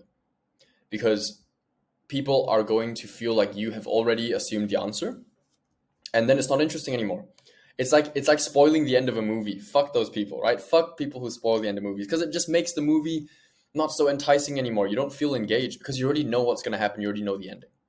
Okay? The best speakers and the ones that are really captivating are the ones that have themselves the genuine curiosity to be answering the question without assuming the conclusion already. They're still exploring, and you feel like you're part of that exploration, and that's what makes the speaking interesting and captivating. So don't assume that you know the answer. Even if it's something that you feel like you're well read on and whatever, still, it really does require genuine curiosity. Okay? You can't fake this. You can't substitute this with something else. You have to actually be curious to know where you're going. Okay? Now, the audience, again, they're captivated because they don't know where the speaker will step next. Yet they are brought into the direction, right? They are bought into it, right? So they're bought into where you're going. They're like, I like where he's going with this, and it's interesting. I'm bought in, and I don't know where you're going to go next, but I'm bought in. I'm interested. I want to hear more. I want to know where this is going, right? So they're curious. They are along for the ride, right? So this speaking technique is an adventure. Like, you are going on a verbal adventure with your listeners. Okay, and that's what makes this so powerful. Now, a question that you might be thinking of is, okay, Chris, well, how do I know if I'm standing on solid ground or if I've just fallen into the swamp, right? Because sometimes that's difficult. Sometimes you might think, you might be over here and you might think that you're on stone, but actually you're on one of these, right? And you'll start to lose your audience. So how do you know if you're on the stone path or if you fall into the swamp, right? So I would call this your articulation threshold, okay? So you can think of this like the point at which your knowledge and your preparation has met basically like a threshold, an end where it's very uncertain now. And you're basically at the limit of what you know.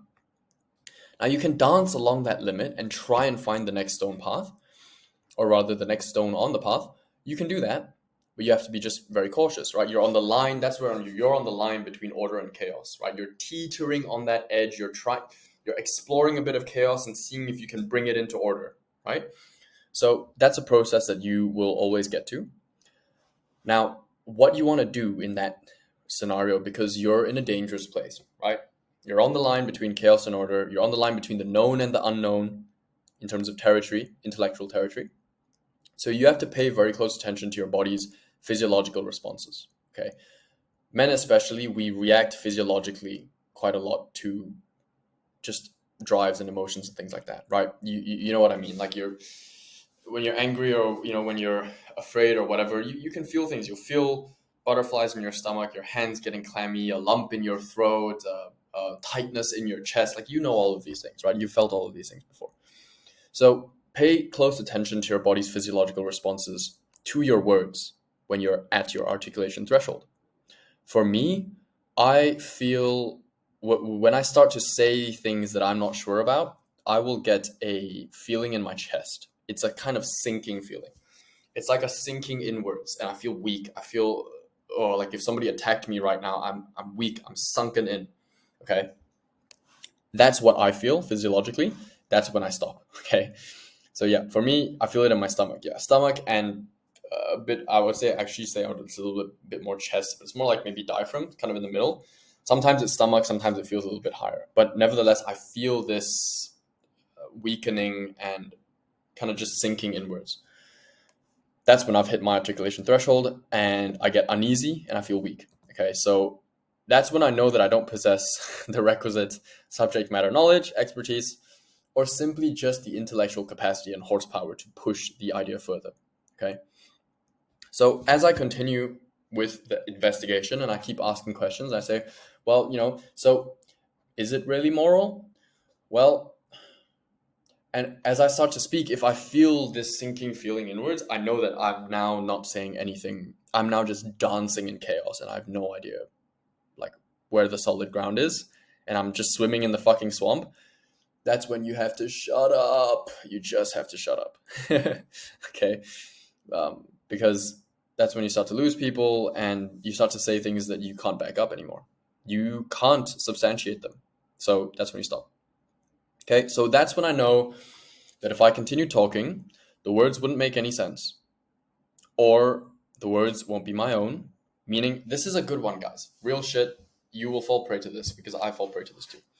You will start to say things because you watched some podcast or you read some book. You will start to use somebody else's ideas as patchwork for your absence of ideas. So you will not know what to think. And in that place, you'll just stick like, well, I read this book and he said this, but then you're going to take it like it's your own stance and you're going to start defending canon stances of somebody else and canon opinions of, other ideologies simply because you don't know. So just admit in these moments, just admit that you don't know, admit to your ignorance and move on. Don't use somebody else's words and try and pass it off as your own because it's an indefensible position, right? This is what I mean. The logic would be indefensible by me, right? You can't defend it, you can't substantiate it because it's not your words, it's not your thoughts, it's not your ideas. So if somebody says, well, what do you really mean by that? And and they ask you a question, you're fucked, you're just screwed, right? And now you're going to be trying to intellectually defend a position that's not even yours in the first fucking place. So don't do that, please. Like, have some sense, right? Protect yourself. Don't do that. So the words would become performative. That's another one, right? When you're at the point where you're at your articulation threshold, anything after that, you're going to be so self-conscious about what you say. And it's as if you're performing for somebody. You're saying words because you're trying to sound smart and you're trying to continue sounding smart in this conversation. Don't do that. Don't do that. Just admit your ignorance and move on. I swear I respect people so much when they can just admit that they don't know. I respect you way more than if you just try and come up with some bullshit that I know is not even your ideas. You just repeat something from some book, right? No, don't do that. Okay? Real shit. Because you'll lose me. You'll lose me and you'll lose the attention of anyone who's listening to you. Right? That's this. So these are the things that are going to happen if you continue trying to talk past your articulation threshold. Don't do that. Be careful with your speech. Be precise with your speech. Don't let things get to the point where you're using somebody else's words or you're just speaking with performative language, trying to sound smart. Don't do that. Look for the signals that your body will send you. For me, it's this. Okay, and you have to pay attention. You pay attention to how you feel when you're speaking. If you feel this uneasy and weak feeling, stop it. Stop it right there because you've probably hit your articulation threshold. Okay? So, just again stressing at these moments, it is crucial that you stop yourself from going down that path any further. Either return to the stone path and try to trudge forward in another direction, or just flat out admit your ignorance and just pose a question to somebody. If you're in a conversation with someone, you say, well, I think I'm pretty ignorant about that, to be honest, but I'm wondering what you think about it. Boom. Go from there. Okay. So I'm going to talk about, because I just talked about returning. I'm just taking another sip of my coffee. So I just talked about returning to the stone path, right? So there's two kinds of returns that you can do. One is good. One is good for the audience and one is good for being a captivating speaker. And the other one isn't, okay? So circling is good. Checkpointing isn't very good. Okay, so what's the difference? Both of these things are going to be returns to things that you've already said. Now, circling is used rightly to calibrate the audience's focus and to just verify if the question has been sufficiently answered. Okay, so if I open up with a question, the investigation starts with a question of, is euthanasia moral? Okay, well, yeah, whatever. That's like it's a whole super difficult question, right? Or just moral, morally, you have to answer that. It's going to be difficult. You're going to go down one path and then eventually I might have to come back to various points, right? So I might have to come back and circle back to recalibrate the audience's focus. Right? So I might have to say, so, is it really your choice? Right now, I might have talked about whether, about choice and things like that already in my answer, but I'm going to circle back to asking the question again, just to see if I've sufficiently answered it. And if I haven't, then I can go down that path again, right? So it entails asking the question again, typically from a different angle, so as to address a different facet of the issue. So that's kind of what I did just now, right? I started with, okay, so let's do another question. Let's do, does humanity need religion? Right? And then I might talk about how religion provides a framework for morality, and absent of that, human beings are going to be thrown into nihilism because we don't have an overarching absolute moral structure, and we need those value structures to put guardrails on our actions. If not, we don't have something to rely on for concrete values, and because of that, if we don't have that, it's just a descent into chaos and nihilism, whatever. I might go down that whole route, and then I might repose the question, but I'll take it from a different angle. So I'll say, well, so then you might say, does religion really provide that solid moral framework? And so now I'm circling back to something that I've said, but I'm asking the question again, because I'm seeing, well, have I really answered that? No, I haven't sufficiently answered that. So then I can go again. Okay. Now it's just, again, it's a different facet, right? You're like taking like a diamond and you're just turning it slightly and showing a different face of it.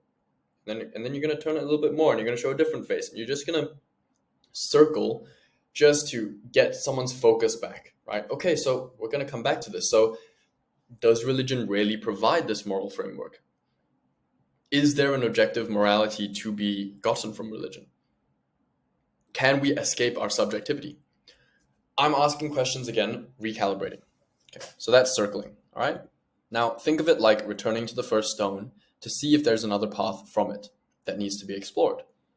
This is a great way to think about this. Okay, so again, let's go back to this. You're going, right? Let's say you've reached over here, okay? And then it's as if you go back to the first stone, right? So this is the first stone. We're just looking at it from a different angle, right? So we're on the first stone, and then we say, hey, are there other paths from this stone that I can traverse? Let's look behind me. Okay, yeah, there is actually a path there. Let's go there.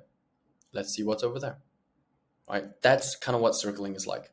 You either pose the same question again, or you pose a question that is similar, that is revealing a different facet of the issue.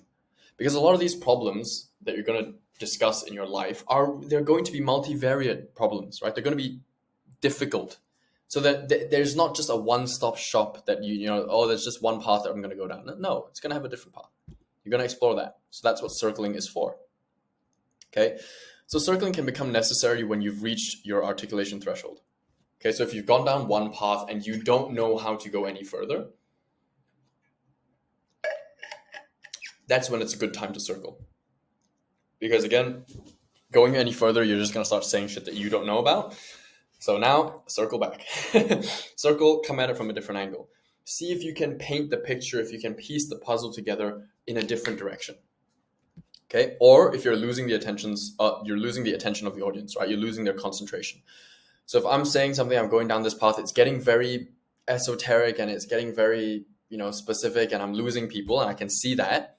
People's eyes start to go somewhere else. People aren't really engaged. I will think, okay, maybe it's time for me to circle. Okay. Or if your path has hit its logical bedrock, obviously, right? Meaning you've gone down a path and you've hit a logical conclusion from that path, and there's nothing else to really say about that. Time to circle, right? Now, contrast this with checkpointing. So checkpointing is the other version of returning. Think of it like a video game, right? When you get stuck and you don't know how to proceed in the game, like you fight some boss fight and then you die, what happens? You return to your last saved checkpoint, right? Or if you just get lost, you're trying to navigate in the video game, you don't really know where you're going, you're like, you know what, let's just go back to the last checkpoint. And you just click a button, you return to that save point, right? This is kind of like what you will do sometimes when you're speaking. If you're not sure about what you're saying, you might try and go back to what you said earlier as a checkpoint, okay? So you're speaking and then you're waiting you're waiting to solve for the next stone on the path. So you're like calculating what comes next, what comes next. Well, I don't really know. And then now there's silence and awkwardness, and I don't really know what to say. People are expecting me to say something. I'm still calculating what the next step should be. And to avoid the silence and awkwardness, you decide to return to a previous stone. Okay, so you're over here, you're calculating, okay, where do I go? It doesn't seem like I have anywhere to stand on. Let me just go back to what I said just now. But then I'm going to go down the same path again because I still haven't calculated this and I still want to go here. But I don't really know where I'm going with it. So I'm just going to return, and then I'm going to say what I said earlier. I'm going to say the same thing that I said again down the same path, right? And then I'm just going to come back here and have to recalculate all over again. This happens to you all the time. Trust me, right? Like, if you just think about it, think about all the times that you've tried to answer a difficult question. You're gonna fucking checkpoint all the time. You're gonna checkpoint, and then you're gonna say the same 3 things, and then you're gonna just go back and repeat yourself, okay? So here, you're not exploring any new facet. No different angle. You're not looking for a new path. You're just repeating the same point, and there's very little added value, okay? So try to catch yourself early on checkpointing. I know it's difficult, but if you hear yourself say the same word or the same thing twice, try to either circle or just end off there. Okay, meaning try to reveal a different facet of what you're saying so that you can add more value with the next thing that you say. Okay, so that would be circling. If you can go and, you know what, let's explore a different side of this issue. So, maybe, what about this? Okay, well, what do I think about that? I think that maybe circle. Or if I'm repeating myself and I'm checkpointing, I will just cut myself. I'll just end off there, right? So sometimes you'll hear me say, you'll notice if you hop on calls with me, right? If I answer a difficult question and I say the same thing twice, you will hear me catch my checkpointing, and you will hear me say, yeah, at this point, I just feel like I'm repeating myself. So yeah, at the end of the day, this is this. That's what I always do. I always call myself out. I say, yeah, at this point, I feel like I'm repeating myself. So this is what I think. Yeah, that's when I catch myself checkpointing. So you hop on our community calls. If you ask me a difficult question, sometimes that will happen. You'll notice that. Okay. So that's what you have to do. Okay, you have to catch yourself. Now, here are just some guidelines. Now, I know, yeah, this is a technique that really, like, just sitting around and talking about it doesn't do it justice, right? You need to go out and really give this a try yourself.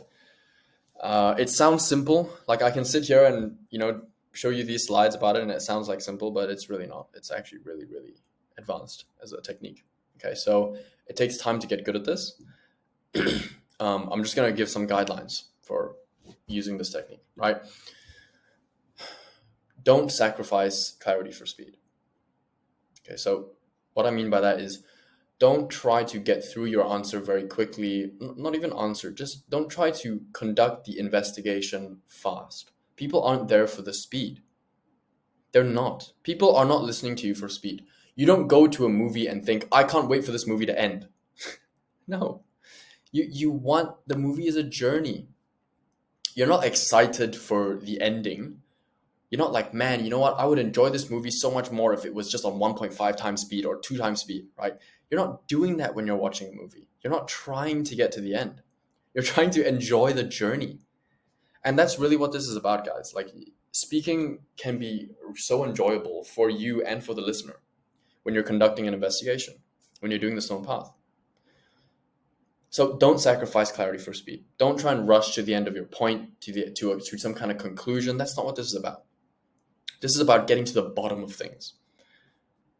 So you really want to emphasize clarity. So what can you do? If you get to a point where you are encountering a lot of silence, you're not really sure, if you need more time to think, you can do something called whisper drafting. So whisper drafting is, you have a thought and you want to express it, and you want to make sure that you're going to express it well. You can sort of whisper it softly under your breath to yourself. So you can say, okay, yeah, religion doesn't really have the ability to, like, you can whisper draft it to yourself, hear how it sounds, make sure you can say it in the right way, and then say it out loud. So I think it was, who was it? Teddy Roosevelt? Or, yeah, one of the American presidents. I think it was Teddy Roosevelt who was famous for doing this.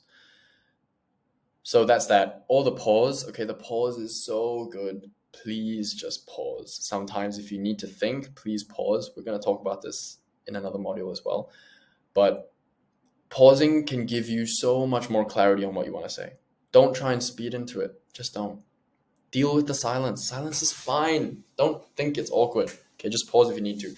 Or request time. Just say, hey, that's a really good question. I need a moment to just process that. Or just say, yeah, could you just give me a moment to just organize my thoughts? That's perfectly fine. Just request time. Okay. Don't ever sacrifice clarity for speed. Okay. Sometimes for me in a very intense or serious conversation, I sometimes take minutes to think before giving a response. And people respect it because they know how much effort I'm putting in to answering their question properly. I'm prioritizing giving them the best answer that I can. And for that, people will wait. Right? I've had conversations where I sit for minutes, like 5 minutes, thinking of a response. People will wait. Okay, so prioritize clarity. Now, action step, watch a great user of the Stone Path technique, who is Jordan Peterson, right? Just watch this. This is a lecture. This is a clickable link. I've also included the link to the lecture in the resources below. So watch this. You will see Jordan ask a question and conduct an investigation into that question over and over again. And he will circle and he will circle and he will circle until he's painting a full picture. Watch this, understand it, internalize it. Look out for the things that we were talking about in this video. Right? Look out for the circling. Look out for the questions, the investigation. Look out for him looking at his audience and seeing, judging based on the responses of his audience. How are you responding to what I'm saying? Is this making sense to you? If it's not, I'm going to explain a little bit more. If you're looking at me confused, I'm going to explain a little bit deeper so that it makes a bit more sense. Watch out for these things, okay? Make a post in the community titled Speaking Milestone 4 Completed after you've watched the entire video with your takeaways and your notes, right, on this speaking technique and your conscious or unconscious use of it, okay? One thing you can do, which I would suggest, but you don't have to, is try this out on yourself. Try not thinking consciously of the Stone Path technique, but try using it in a conversation or in, filming a video of yourself answering a question, and include your takeaways from that as well, like from the practice of trying to do it in this community post, okay? Otherwise, you can just make a post in the community titled Speaking Milestone 4 Completed after watching the video. Watch the video, give your takeaways and your notes and anything about your own use of it, right? Yeah, this technique is not something that you're going to master quickly, right? This module is meant to give you awareness of this technique, but for you to master this, you really need to practice it over and over and over again in your own life, okay? So I can only make you as aware of it as possible, give you some guidelines about it, and from there, you now need to apply this in your day-to-day. You now need to apply this when people ask you questions, okay? Because you're going to get a lot of questions in your life, people asking you all sorts of strange things, okay? So that's where you're going to apply this. And yeah, combine this with writing as well. A great thing for you to do is combine this with writing. Ask yourself the question. I do this all the time. I take out my phone notes and I write a question in the phone notes and then I try to answer it. Stone Path technique, just in writing, okay? So make this community post and I will see you in the next module, which is going to be about storytelling, okay? Effective storytelling and how that's useful, what that looks like, why you should do that, okay? So other than that, I hope that you can take away from this module at least the awareness and understanding of what the Stone Path technique is, why it's important, and how to apply it in your own life and some guidelines on that to make sure that you use this effectively, okay? Start using it. Let me know how it goes. Update me on the progress that you feel of yourself using this technique, okay? I'm excited to see that. And I will see you in the next module of effective storytelling. Peace. All right, hello gents, and welcome to advanced module number 2 of the speaking course. So This is going to be about effective storytelling, which is why we had Steve Jobs on the cover. But okay, actually the order of the speakers in the cover doesn't actually mean anything. They're all just really good speakers. But just so happens we got Steve Jobs for the storytelling one. Okay, so effective storytelling. Now, first, let's understand a couple of things. Why do human beings even tell stories? How did storytelling evolve? And why does it even fucking matter, right? You might have heard some things about how, like, oh yeah, if you're telling good stories, like that makes you a good speaker. But you're like, I don't really know why that is the case, why that makes sense, right? So why do human beings tell stories? So why is because stories are what really encode beliefs, values, morality, and ethics into something that's understandable. Okay, and it needs to be in an emotionally and spiritually moving wrapper for it to make sense to you. If I told you this is how you act, that's not enough. That's not going to get you to behave that way in all of the worst and most stressful situations of your life, right? That's not going to work. You need it to be in an emotionally moving and just spiritually gripping learning, where you learn, that's where you get the terms like the moral of the story. It's like you hear a story and then you learn, okay, that's how I should behave. This is what I need to do. This is what I need to think. This is how I should be treating other people. All of those things come from fucking stories. They come from stories that are thousands of years old that we keep repeating in culture, right? So this is where all your beliefs, values, morality, and ethics come from. They all come from stories, okay? Because they need to be like this. Otherwise, you're not going to do shit. You're not going to be moved into any kind of action. So why does it matter? If you want to help people in your life, if you ever want to help people, if you ever think you want to influence people, you want to make money, influence and money are very linked. If you want to have a loving relationship, okay, at the heart of these things that you fucking want for your life lies in your ability to influence people, okay? Influencing people is at the heart of all of these things. This should say, at the heart of these things lies, your ability to influence people. That's right. I thought I made a typo, but I didn't. Okay. So look, to convince people of something, right? To convince them of something, to sell them on something, right? To shift their paradigm, to help them uncover something, to change their beliefs. But all of this is influence, to get them to take action.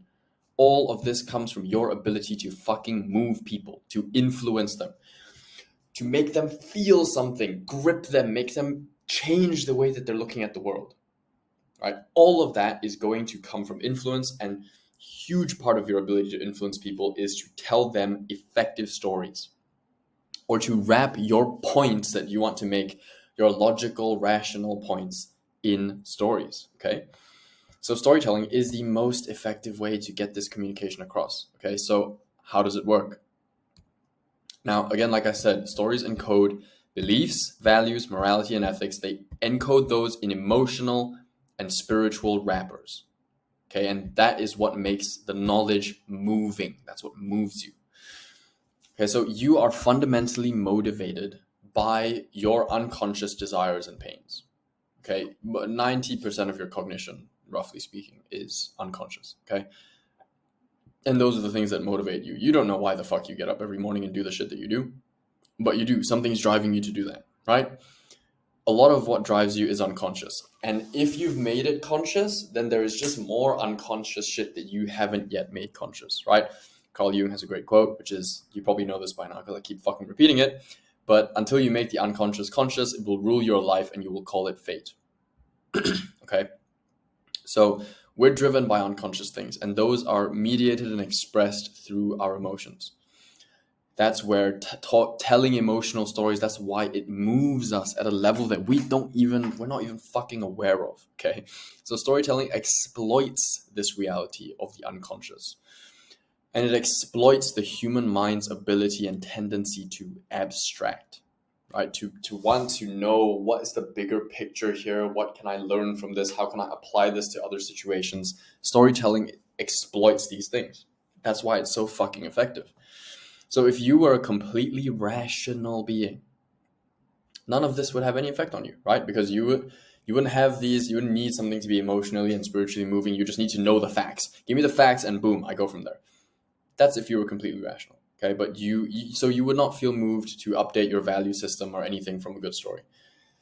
No moral of the story is going to affect you. You just need to know the facts, right? But the point is that human beings aren't completely rational. We aren't. So we need things to make sense. We need things to move us emotionally and spiritually, and then we can post-rationalize and make sense of it logically to justify our actions. That's all we need. Okay. You just need to make sense of something logically so that you feel like, okay, logically it makes sense for me to do this. But really what moves you is emotional. Okay. So effective storytelling is not, okay, it is not about appealing to logic or rationality. Some of that, you will make some of those appeals in your stories, right? If you really want to get forth an important point. But that's not at the core of it. That's not at the core of storytelling, right? It's not about laying out the facts or analyzing them, okay? A good story takes you on an emotional journey. So the journey heads towards an eventual climax or epiphany, okay? And that serves to strike you at your core to get you to take some kind of action.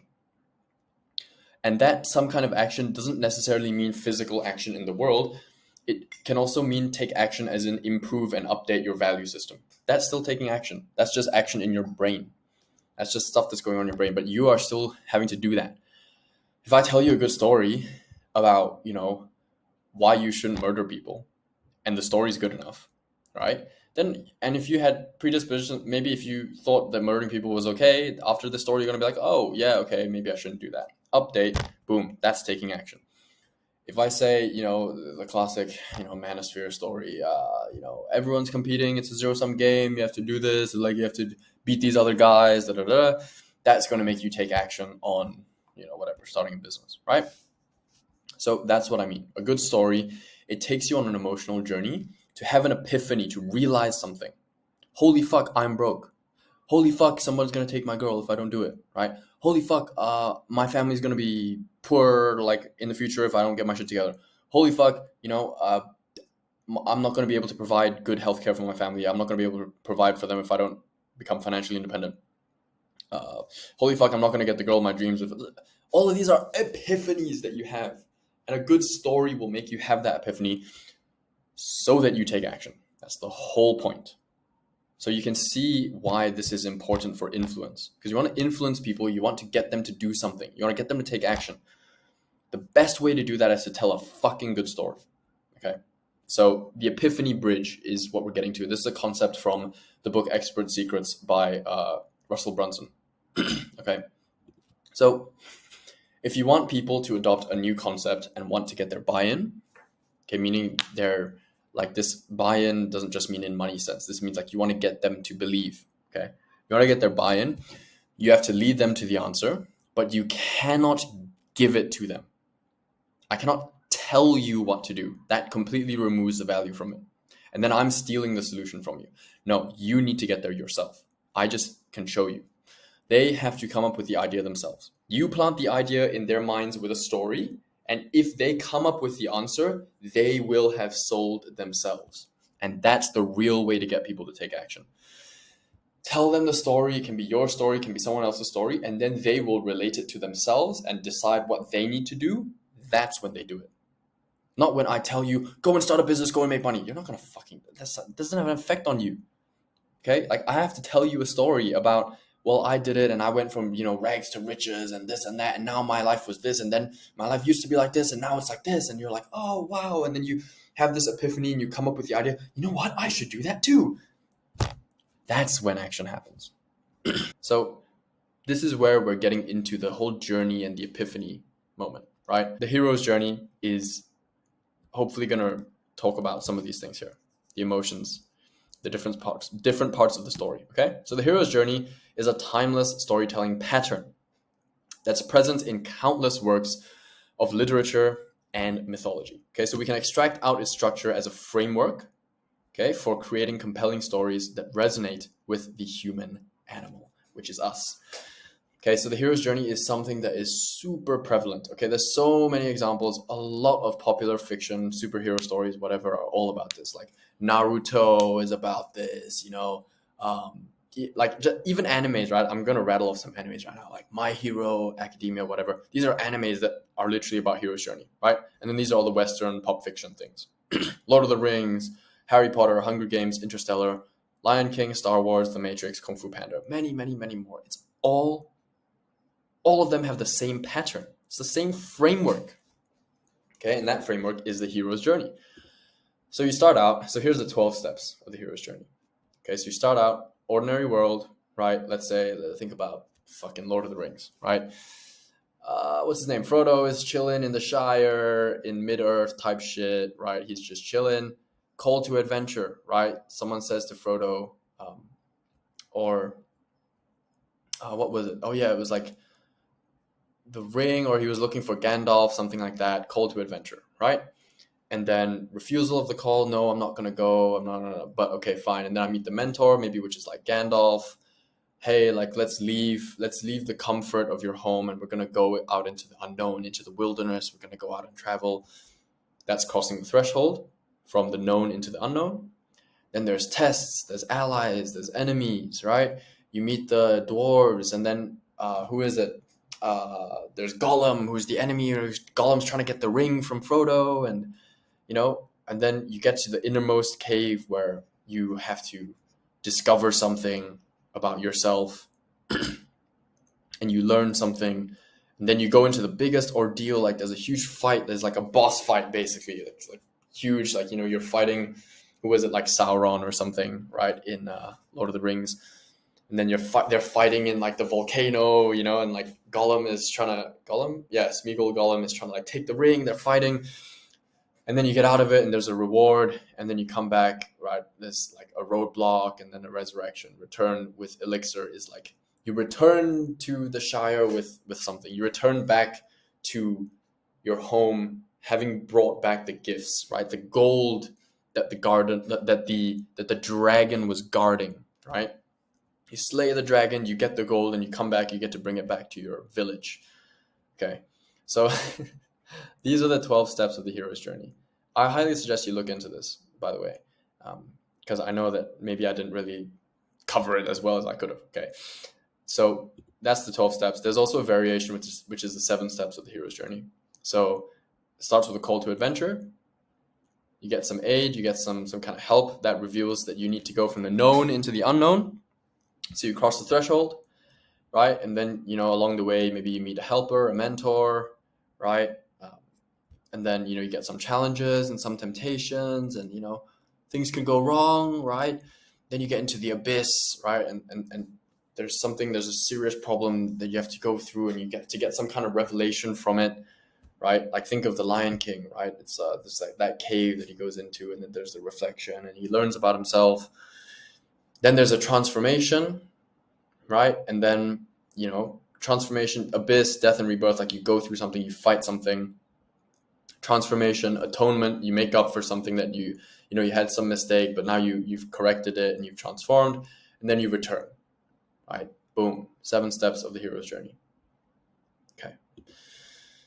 So if the point of storytelling in speaking is to take your listener on an emotional journey, let's think about what tools we have at your disposal to evoke emotion, okay? Because if this is a whole journey that you're going to bring your reader on, your reader or your listener, okay, they're going to go on this whole journey, right? Like, okay, think about these works now. Think about this in the framework of the hero's journey, right? Harry Potter, he gets called to Hogwarts. The call gets refused. The uncle's like, no, you're not going to go. He's like, yes, I am. No, and then it's a call to adventure, and then he's like, okay, I need to cross the threshold, right? And he literally crosses into the magic world, right, through the platform, what was it, 9 3/4 or some shit like that, right? Crosses the threshold into the magic world. He has trials and tribulations, like demons and dementors and whatever, and then he fights. You get it. Okay, it goes on and on. I don't want to waffle, but this is a kind of journey that you're going to bring your listeners on. So now, if that's the point, right, what tools do you have at your disposal, to evoke emotion? So here are a couple of tools that you have when you're doing storytelling. Okay, and these are extremely important. Okay, so you can create imagery, you can give relatable analogies, you can emphasize conflict, and you can vary your pace, volume, and rhythm. Okay, so on creating imagery, you can use language that evokes images in the listener's brain, right? That helps to bring out further emotional movement. So when I said to you, for example, picture the prettiest girl you've ever seen in your life. That's what she looked like. That's me creating imagery in your head, right? Me saying to you like, oh, this person, oh yeah, so like they were fumbling around with their bags and we made eye contact, and that's when like a normal human being, we start a conversation like that. I'm creating imagery in your brain. I'm saying like, picture this picture, she's this 10 out of 10 most attractive girl you've ever met, right? That's what she looked like. I'm creating imagery. Why? Because I'm just trying to stir you. I'm trying to get you to think of your life and your situation and think, oh yeah, like I remember that girl, like, oh, she was so pretty, like, wow, imagine if I spoke to her. Like, I'm getting you to move that way. Okay, so imagery will come out with well-chosen descriptive language and also just examples, like me saying, getting you to think about something, right? So let's say me saying I can say the same point in two different ways, right? Let's say if I just said, mindfulness reduces your negative emotions, right? That's not as effective as me saying, mindfulness helps to shorten the half-life of your negative emotions and free you from the clutches that they hold your mind in. Over here, I'm using descriptive language, right? So when I say it helps to shorten the half-life of your negative emotions, if you are aware of, you studied physics, you know about radioactive decay, or maybe you learned this in chemistry or whatever, you'll remember the half-life curve, right? Of basically a radioactive element decaying and the atoms just slowly getting like lesser, like fewer and fewer and fewer. It has a half-life, right? So the time required for the amount of radionuclides to reduce to half, right, is the half-life. So it reduces to half, and then that goes to half again, so it becomes a quarter, and then it becomes an eighth, and da-da-da-da-da. So if you know about radioactive decay, you hear me say like the half-life of your negative emotion, and you instantly have this curve, right, this negative exponential curve pop up in your brain, right? So here, for the listener who's familiar with this, immediately paints a picture of an exponential decay graph. So you now know immediately what I mean when I say the emotion's half-life, because you're like, oh yeah, the emotion does decay. An emotion having hold of me is kind of like radioactive decay. It slowly goes away. So you can now understand audibly and visually, because I've painted this imagery in your brain, of the nature of the decline in the emotion that I'm referring to. Boom, you're like, oh yeah, the emotion does decline like this. It goes away slowly. Yeah, that makes sense. Makes so much more sense that it reduces your negative emotions. Like, boom, I'm painting imagery in your head saying that. Now, clutches, right? Same thing. When I said, free you from the clutches that they hold your mind in, you're picturing the claws, you're picturing your negative emotion clutching your mind, and it's like restraining it, right? I've grabbed you. You're thinking claws. Right, so for the listener, they can now imagine that their negative emotions are claws that grip their mind, and mindfulness is a tool to help them escape the clutches, escape the grip. Right, so again, audible and visual understanding. Okay, next is relatable analogies.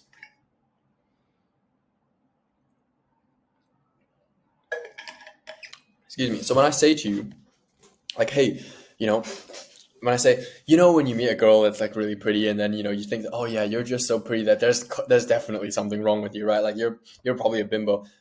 Like, that's a relatable analogy, right? That's something that you understand. Or when I say to you, like, in Minecraft, right, when you spawn in with that map, yeah, expanding your vocabulary is kind of like expanding the map, right? The circle in Minecraft of the map that is traversable and that you've explored, it gets bigger and bigger as you expand your vocabulary, right? That's a relatable analogy. So it's something that your audience, based on their age, their culture, their upbringing, etc., the examples that would best illustrate your story to them. Right? So that's using relatable analogies. Again, that just helps to enrich and just give more nutrients and make your story just feel more nutritious, right? Really, that's what it is. Because you get the points better, right? When I say to you, like, it's kind of like this, and you're like, oh yeah, it's kind of like this other thing. When you're doing this, yeah, that's kind of what it's like, and you're like, oh, that makes sense. It's more enriching. You feel like you understand things better. Okay. Emphasizing conflict. You don't care about a story that doesn't have conflict, right? When I say to you, like, it was amazing, we were talking for 8 hours, but here's the thing, I was in a relationship at the time. And then you're like, oh fuck, that's bad, oh shit. And then I'm like, yeah. And I felt like, me connecting with this other human being, just so happens the fact that they're a girl and they're really attractive, now all of a sudden I feel guilty. And you're like, yeah, oh fuck, it's like, oh yeah. And then you're like, yeah, I feel guilty too, fuck. And it's like, oh, it's conflict, right? You don't care about a story that doesn't have conflict. If I just told you everything went perfectly and it's perfect fucking happy ever after, you don't care. You want to see this, the hero's journey. You care about seeing this. You want to know that there was some challenge, that there was some temptation, there was an ordeal, there's blocks, there's enemies. Something happened and I almost this and this happened and then this, I had to fight this thing, and then that's when you care. That's when you're fucking engaged in the story, right? All of the best stories of, superheroes or your favorite anime character, whatever, it starts out fucked. They have a horrible time. There's tension. There's some kind of conflict. There's a struggle, always. So you don't care about it. So when I emphasize the conflict that I went through, that's when you're engaged, right? Because there's tension and there's suspense. So here's an example. This is a clickable link. You can watch this, and just Tate is a very, very good example of how to emphasize conflict, because he's talking about stories and he's saying, I was in this kind of danger and then I lost this much money and then this person almost like did this to me and like conflict. He's always emphasizing it, and it keeps you engaged. So you can watch this. You can watch a little bit of it and pay attention not to the content, but to the manner in which this person is telling the story. It's very engaging because of how good he is at emphasizing conflict. Okay. So watch this. And then there's also pace, volume, and rhythm. So this, again, we're talking about this in the context of how you can evoke emotions, right? Conflict evokes emotions, obviously, because you imagine yourself in the same conflicting situation and you think, how would I act in that situation? What would I do? What would I do if I met like what seemed like the girl of my dreams, but I was in a relationship at the time? Fuck, like, what am I going to do in that situation? It's a difficult one, right? It's conflict. You have to think about it. So anyway, pace, volume, and rhythm. The cadence of your speaking is what sets the tone for what the listener is going to feel in the moment. Okay. So you'll notice when I was telling that story, I hope I did this, I'm pretty sure I did, which is that as I got to the point where I'm talking about like, well, you know what happened? Like, when I'm at the climax, I'm like, yeah, we were talking for like 8 hours straight. Boom. Like my volume is high. I'm talking with rhythm. I'm talking quickly. And then I say, and then it just died out. And what I thought was going to be a happy ever after, ended up being me getting strung along. I've taken the volume down. I'm slowing it down. The rhythm is different. The cadence is different because I'm trying to get you to feel different things, right? So this is huge. Like pace, volume, and rhythm are essential. You need to vary these things when you speak, right? If I'm speaking with conviction, if I'm on a sales call, right? When I'm asking a prospect questions, let's say I want to get them to work with me. I'm asking you questions. I'm going to ask them in a very curious and slow way, right? I'm going to say, okay, so you mentioned that you were struggling with this problem in your business, and I really just want to understand that a little bit better. What is the specific problem that you were having with these leads? Were they low quality, or was the quality all right, but just not enough volume? Like I'm trying to understand, right? You tell me your answers. I say, okay, yeah, no, that makes sense. All right. So what's this next thing? And I keep the questions coming, and I'm asking them very professionally and gently. And then when it's time for me to pitch, the conviction comes out, the confidence comes out, and I immediately switch gears. It's like a boom, switch gears. The engine comes on, and I go, okay, John, that's all the questions that I have for you. I have to say, John, I'm really, really happy to tell you that I think that you are a perfect fit for us. And I'm so thrilled to tell you that we really can help you change this problem that you're having in your business. We can actually fix this problem for you, and that you probably never have to face this problem again. I'm so excited about this. This is a perfect fit. Do you mind if I just explain how I think we can do that? Boom, I've turned on the passion, the conviction, the confidence, right? All of that, a lot of that comes from your pace, your volume, and just the rhythm, okay? So, okay, I'm going to try and say this one sentence in 3 different ways, and it's going to make you feel different things every time I say it, okay? So, get ready. Okay, number 1. I don't know what you want from me. Okay, that's way number 1. Take note of how you felt. Okay, number 2. I just don't know what you want from me. That's number 2. Okay, number 3. I just don't know what you want from me. Okay, 3 different ways I said that, right? And it's 3 different meanings. The first way I said it was like, look, I just don't know what you want from me. Like, that's me. I'm curious. Like, I don't know what you want from me. Tell me, please. I want to know, right? That's way number 1. Way number 2 is like, I'm pissed. I'm frustrated. I'm done with this. I just don't know what you want from me. You keep bringing this up. I'm pissed, right? That's number 2.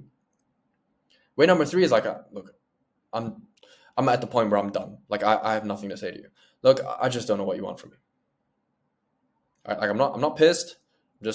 I'm tired of this. I can't do this. I just don't know what you want from me anymore. It's been so many times, whatever, right? But you notice there's 3 different meanings entirely, and all of that comes from my fucking tone, the pace at which I'm speaking, the volume, the rhythm, okay? So just know this, like, I can make you feel things. I can regulate your emotions just by speaking differently, okay? This is key. It's so fucking key. And if you're not paying attention to this, then you are simply letting the conversation go wherever you want it to go. Or sorry, you're letting it go wherever it's going to go, and you're not controlling it. You're not in control of the conversation. You're not regulating the emotions of the conversation. So this is how you do that, okay? Okay, so I'm going to like read this script, and I'm going to show you the variation in how I'm going to speak, okay? So I'm waiting for the call, right? My palms are sweating, right? My heart is it's pounding. My emotions are just tangled up into this ball of senses. I can't even interpret it anymore, right? My smile is just uncontrollable. Like, I know it's coming. Like, the clock's about to hit 9. It's any moment now. And then 9:01 rolls around. And, I think she's just getting ready or something. It's no problem, right? 9:02. 9:05. I think she must be held up. She must be held up by something. 9:10.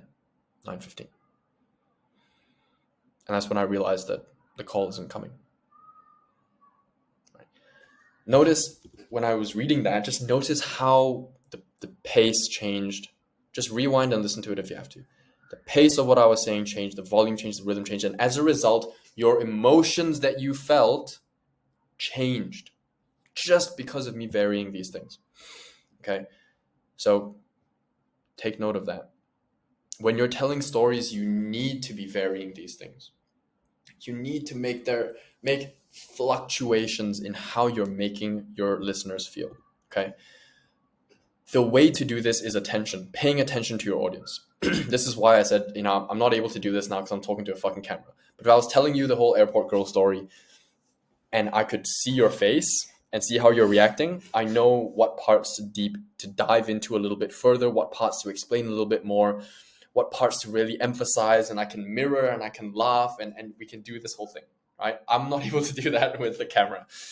But paying attention to your audience is so fucking important, because that's going to tell you how you should be structuring your story, okay? Always pay attention to the reactions and the responses of your listeners. This will help you gauge the engagement level. So if I'm telling a part of a story and I'm noticing that your eyes are darting around, or you're starting to you're not really paying attention. I know that, okay, speed up through this part of the story because it's not engaging you. Let me get to the next part now. And then I'll try and grab your attention again. I'll vary my tone. I'll say, and so then what happened? And then you're like, and then I see you re-engage, right? And then I keep you. And then I'm like, okay, so this person is engaged by this part of the story. Da, da, da, da.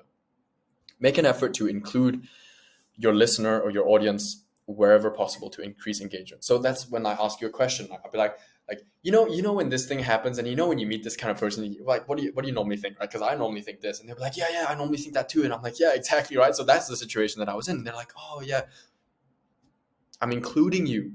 I'm asking you a question, and I'm like, I might say like, well, what would you do in that situation? I clearly didn't know what to do, right?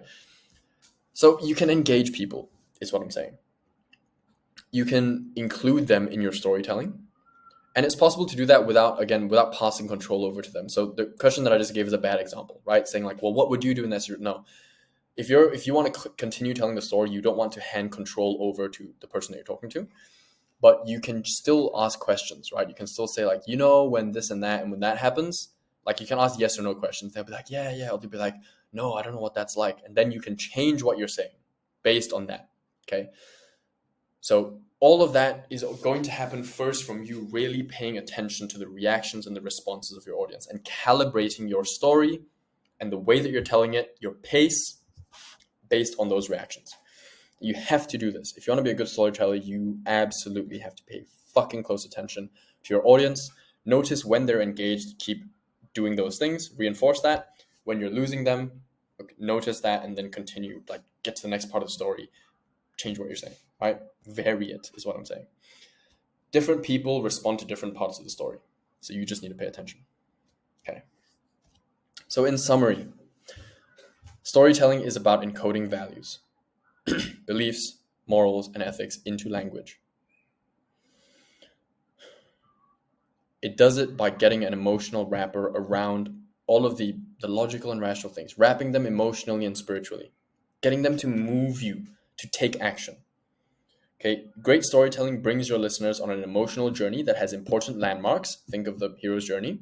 Okay, there's important landmarks in the story that make you feel things. And ultimately, I want you to walk away with an epiphany. I want there to be a moral of the story. There should be something that you take away from this whole story. And it's not going to come from me just telling you the facts. You have to go through that roller coaster of emotions, and I have to take you on the same emotional path that I was on and bring you to the same emotional climax so that you have the same epiphany that I had. And the only way that I'm going to get you there is by telling you the whole story and working you up to that same emotional part so that you can realize the same thing that I realized. Okay, so action step. Come on to the next community call and tell a freaking story. Okay, you can practice it to yourself first if need be. Okay, and if you are uncomfortable with doing this, which I don't think you fucking should be, because this community is the safest place that you can do this kind of thing, right? Like your brothers will just listen to you and like we can fucking even give you feedback, right? If you don't want to do it on a community call, fine. You can do it in your life. Just tell someone a story, one of your friends, your family members. If not, hop on our community call and tell a freaking story. I want to listen. I want to hear it, right? So again, you can practice it yourself if need be. Okay, make a post in the community titled Speaking Milestone 5 Completed after you've told a story with your reflections and the improvements that you made based on the knowledge that you gained from this module. Okay, reflect on how you told the story and okay, yeah, I noticed that I was doing this and I varied the tone here and that was interesting and I kind of lost my audience a little bit here. I kind of lost the attention of someone here, but I noticed that people were really engaged when I was talking about this. Do that. Make this post in the community only after you've told a story, either on the community call or in person, and just notice what you notice about the whole experience. Notice whether it was captivating. Did you have a moral of the story? What was the moral of the story? Did it work well? Did the audience respond well to it? Right? Write those reflections and the improvements that you've made and the conscious effort that you put in. Make that post only once you've told the story. Okay, speaking milestone 5 completed, and then you can move on to the next module. Please tell a story first. Try just telling a story before going on to Achieve Mastery. Okay, before going on to the module Achieve Mastery. It's important that you complete these action steps if you tell me you went through the whole speaking course without doing the action steps and I don't see your posts in the community with your milestones completed, then I can't take you seriously, right? Because at the end of the day, you need to take action on these things, and I can only do so much.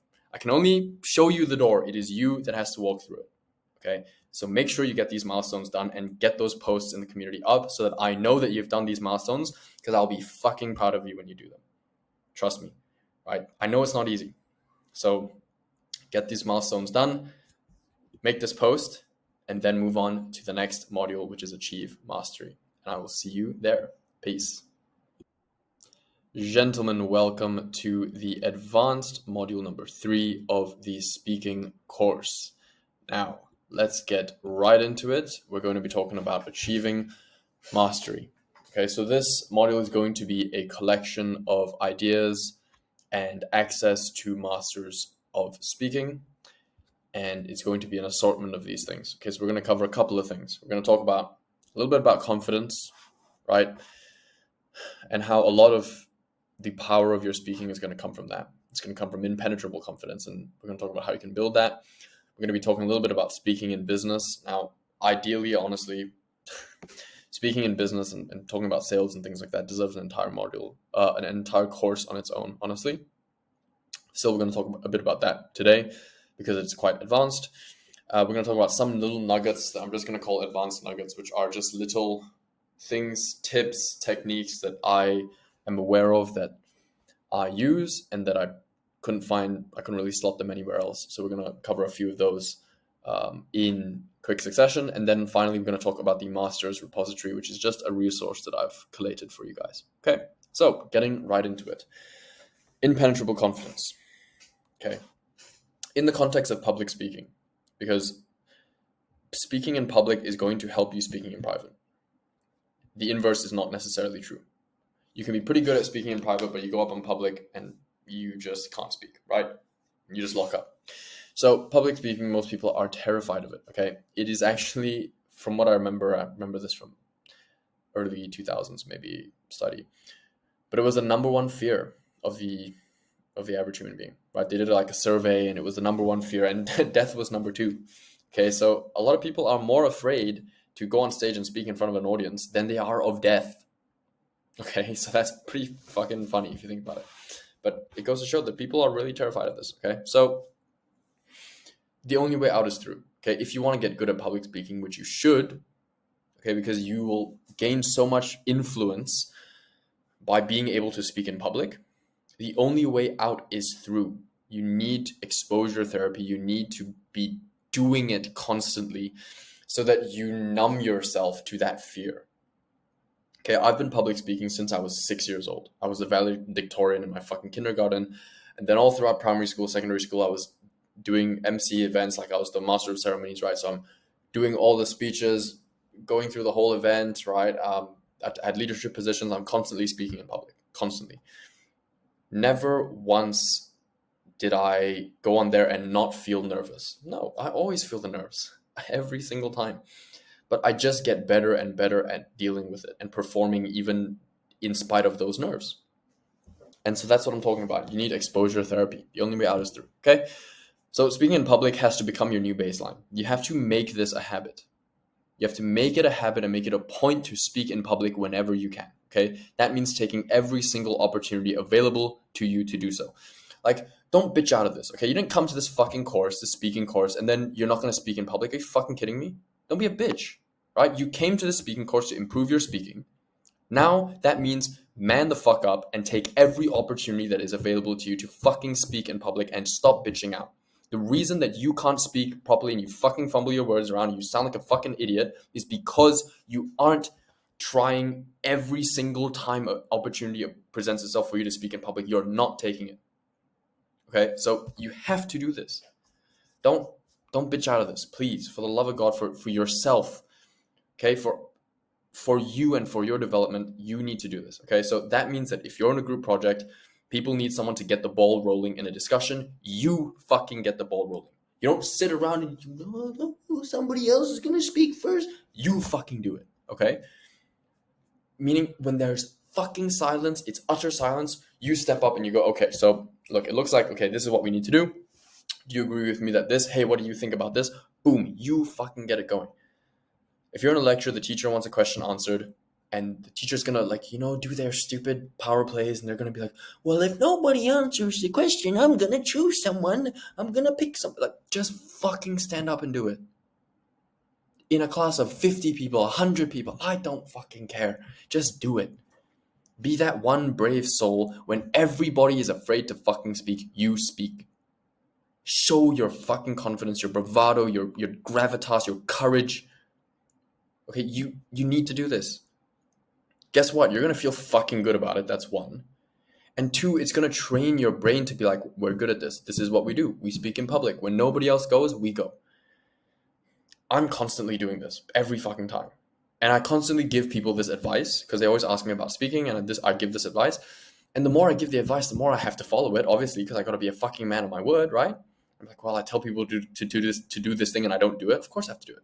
Right? The other day I went for this kirtan meditation, which is like a form of singing meditation, which is in the Hindu tradition. And we were in a room of like 50 people. Me and my girl were there. She signed us up for this meditation. And we just finished it. It was an hour and a half. And then they were like, oh, can we get you guys to share your experience? Dead fucking silence. The whole room. All these fucking, people who are like fucking whole ass adults with whole careers and everything. And they're all like in the 30s and 40s, are professional. And they can clearly put it together when they need to. But then it's time to public speak in front of 50 people. Share your experience about a fucking singing meditation. It's the easiest thing to do in your life. Dead fucking silence. Everyone. Then the people are like, well, we don't want to single anyone out for you guys. We need one brave soul who's going to start. And I just instantly, I was like, yep, okay. So, hey, hi, my name's Chris. This was my experience. I got the ball rolling. I was the first person in a room of 50 people, right? So you just need to do this. I don't know how else to fucking tell you. You need to take every opportunity to speak in public. Because you need to build this impenetrable confidence. The only way out is through. Okay? This sounds easy. I'm like here with these fucking slides and it sounds like, oh yeah, just take the first step. It sounds easy. No, it's not. You know it's not. Because you probably struggle with this right now. Okay? But look, if you want to get out of this fucking struggle and you want to actually gain some confidence in your speaking, you have to do this, okay? When someone has to speak first and everyone is afraid to, that is when you capitalize. This is where you grow. You grow in the discomfort of being that person, standing up in front of the fucking crowd, standing up in front of the audience, whatever, and speaking. And fuck it, you're going to fuck it up. You're going to fuck it up. You're going to choke on your words. You're going to repeat yourself. You're going to stutter. It's fine. At least you had the bravery to do it, right? And it's not that you're not afraid. It's not that you're not nervous. You will always be. Bravery is not the absence of fear. It is action despite fear, despite the presence of fear, okay? So here's where you capitalize. This is where you build your confidence from. You have to do this. There's no way out, okay? If you don't do this, you're just being a bitch, okay? Real shit. Okay, so again, it's in the terrifying moments where everyone is waiting for a brave soul to speak. That is where you grow, okay? If you can force yourself to always be that person who will speak when others won't, okay? Not only will you conquer public speaking, which is what we're talking about right now, but just countless opportunities will come to you as a result of your courage, right? Like literally, even just after this kirtan meditation, right? We had, a little bit of dinner afterwards, and people coming up to me, wanting to talk to me, right? The person who led the meditation, this teacher guy who's come up to me, Chris, came to shake my hand. Thank you so much for sharing your experience. Yeah, and he just wanted to know more about me and wanted to talk to me. Obviously, I don't need, it's not like, oh, I'm going to get some business opportunity out of it, whatever. I don't need it. But you can just make friends with people this way. And you can gain respect from people this way. People respect the courage that it takes to do this kind of stuff, right? So if this was a business setting, which I've been in business settings like this before, right? I was at a talk from AG1. I don't know if you guys know AG1. It's a supplement company. I went to one of their talks in Singapore, and I asked the CXO, Chief Communications Officer. I asked him a pretty difficult question when they were taking questions, right? And I was one of maybe two people, again, in the whole room to ask them a question. I raised my hand and I was asking something about their churn and this and that, how they retain people with this product or whatever. Afterwards, I got to go up to the CXO, have a whole conversation with him, network with him, connected with him on LinkedIn. We almost like, set up a program with, with him. I became like an I became like an ambassador of theirs. They sent me free supplements, all this kind of stuff. It all came from me just having a bit of fucking courage in a public setting. This is all it fucking takes, guys. Opportunities, networking, a lot of that can just come from you being a courageous fucking individual. Okay? So do with that what you will. I'm trying to stress this as much as I can. I don't know if you can tell. Okay. I really want you guys to get this point and to get the success that can come with this. It's I can't put it into words. It's so important. Okay. So action step: continually take every opportunity to speak in front of a crowd, a group, an audience, whatever. Okay. Start small and build up. This is where impenetrable confidence comes from. Okay, do this action step whenever you can. The next time you're in a group project, the next time you're in a lecture, the next time, whatever, just do it and then tell me your experience about it. Make a post. Hey, I stood up in front of my class and I spoke today. The teacher asked a question nobody wanted to answer. I fucking did it. And I fucked it up. I fucked it up. I answered the question wrongly. I embarrassed myself. Fine, whatever. Just do it still. Okay? Super important action step. If you're not going to do this, you're just being a bitch. Okay, I don't know what else to tell you. You're pussying out. Okay, so speaking in business. Okay, this is the next part that we're going to cover. Okay, so again, quickly, sales deserves an entire course on its own, and I can very well build a course on sales. I actually plan to. Okay, so that's that. I can't cover sales in just this little period of time. Instead, we're going to just cover specifically some speaking tools for effective business communication. Okay, just a couple of them. There's plenty. There's a lot of frameworks that you can use. I'm just going to cover some here. Okay, so first is persuasion. Okay, this is relevant to sales still. Okay, persuasion is something that you are doing all the time or failing to. You are persuading or failing to all the time. You want to get someone to do something? You want to get someone to believe you about something? You want to get someone to agree with you? You want to get someone to join you to do something? You're persuading or failing to all the time. You want to get someone to think the way that you think, understand your point of view, whatever. You're trying to persuade or failing to. Okay, so this is crucial. Okay, persuasion is a dance. It's not a fight. Okay, some people think about this in terms of sales as well. Sales is a dance. It's not a fight. Right? You're not forcing someone to buy from you. You're not forcing something down someone's throat. Okay, it's an act of seduction, not force. Okay, it's not an act of force. Persuading is very much like storytelling. You're getting a person to get there on their own. You're just guiding them. You're appealing to certain parts of them. You're getting them emotional. You're doing things to get them to take the actions that you want. You're not forcing them to do it. They are coming to the conclusions themselves. Okay, so it is seduction. It is not force. Okay, you have several tools at your disposal here. Plenty of books you can read on the subject. I'm not going to sit here and act like I'm the world's fucking leading authority on persuasion. I'm not. Okay, you already know about these books. Influence by Robert Cialdini, Spin Selling, Psychology of Selling, Never Split the Difference by Chris Voss, How to Win Friends and Influence People, Dale Carnegie. Like, you know all of these things already, I hope. Okay, some of you won't know about these books, and that's fine, right? It's just, some of you will know these books because you've been in business a while, and you think just because you know it, but it's like you haven't mastered it. If you try and persuade me on something, you fucking can't, right? So don't mistake your knowledge of something for your mastery of that same thing. After this course, you will have a lot more knowledge about speaking. It doesn't mean that you're a master.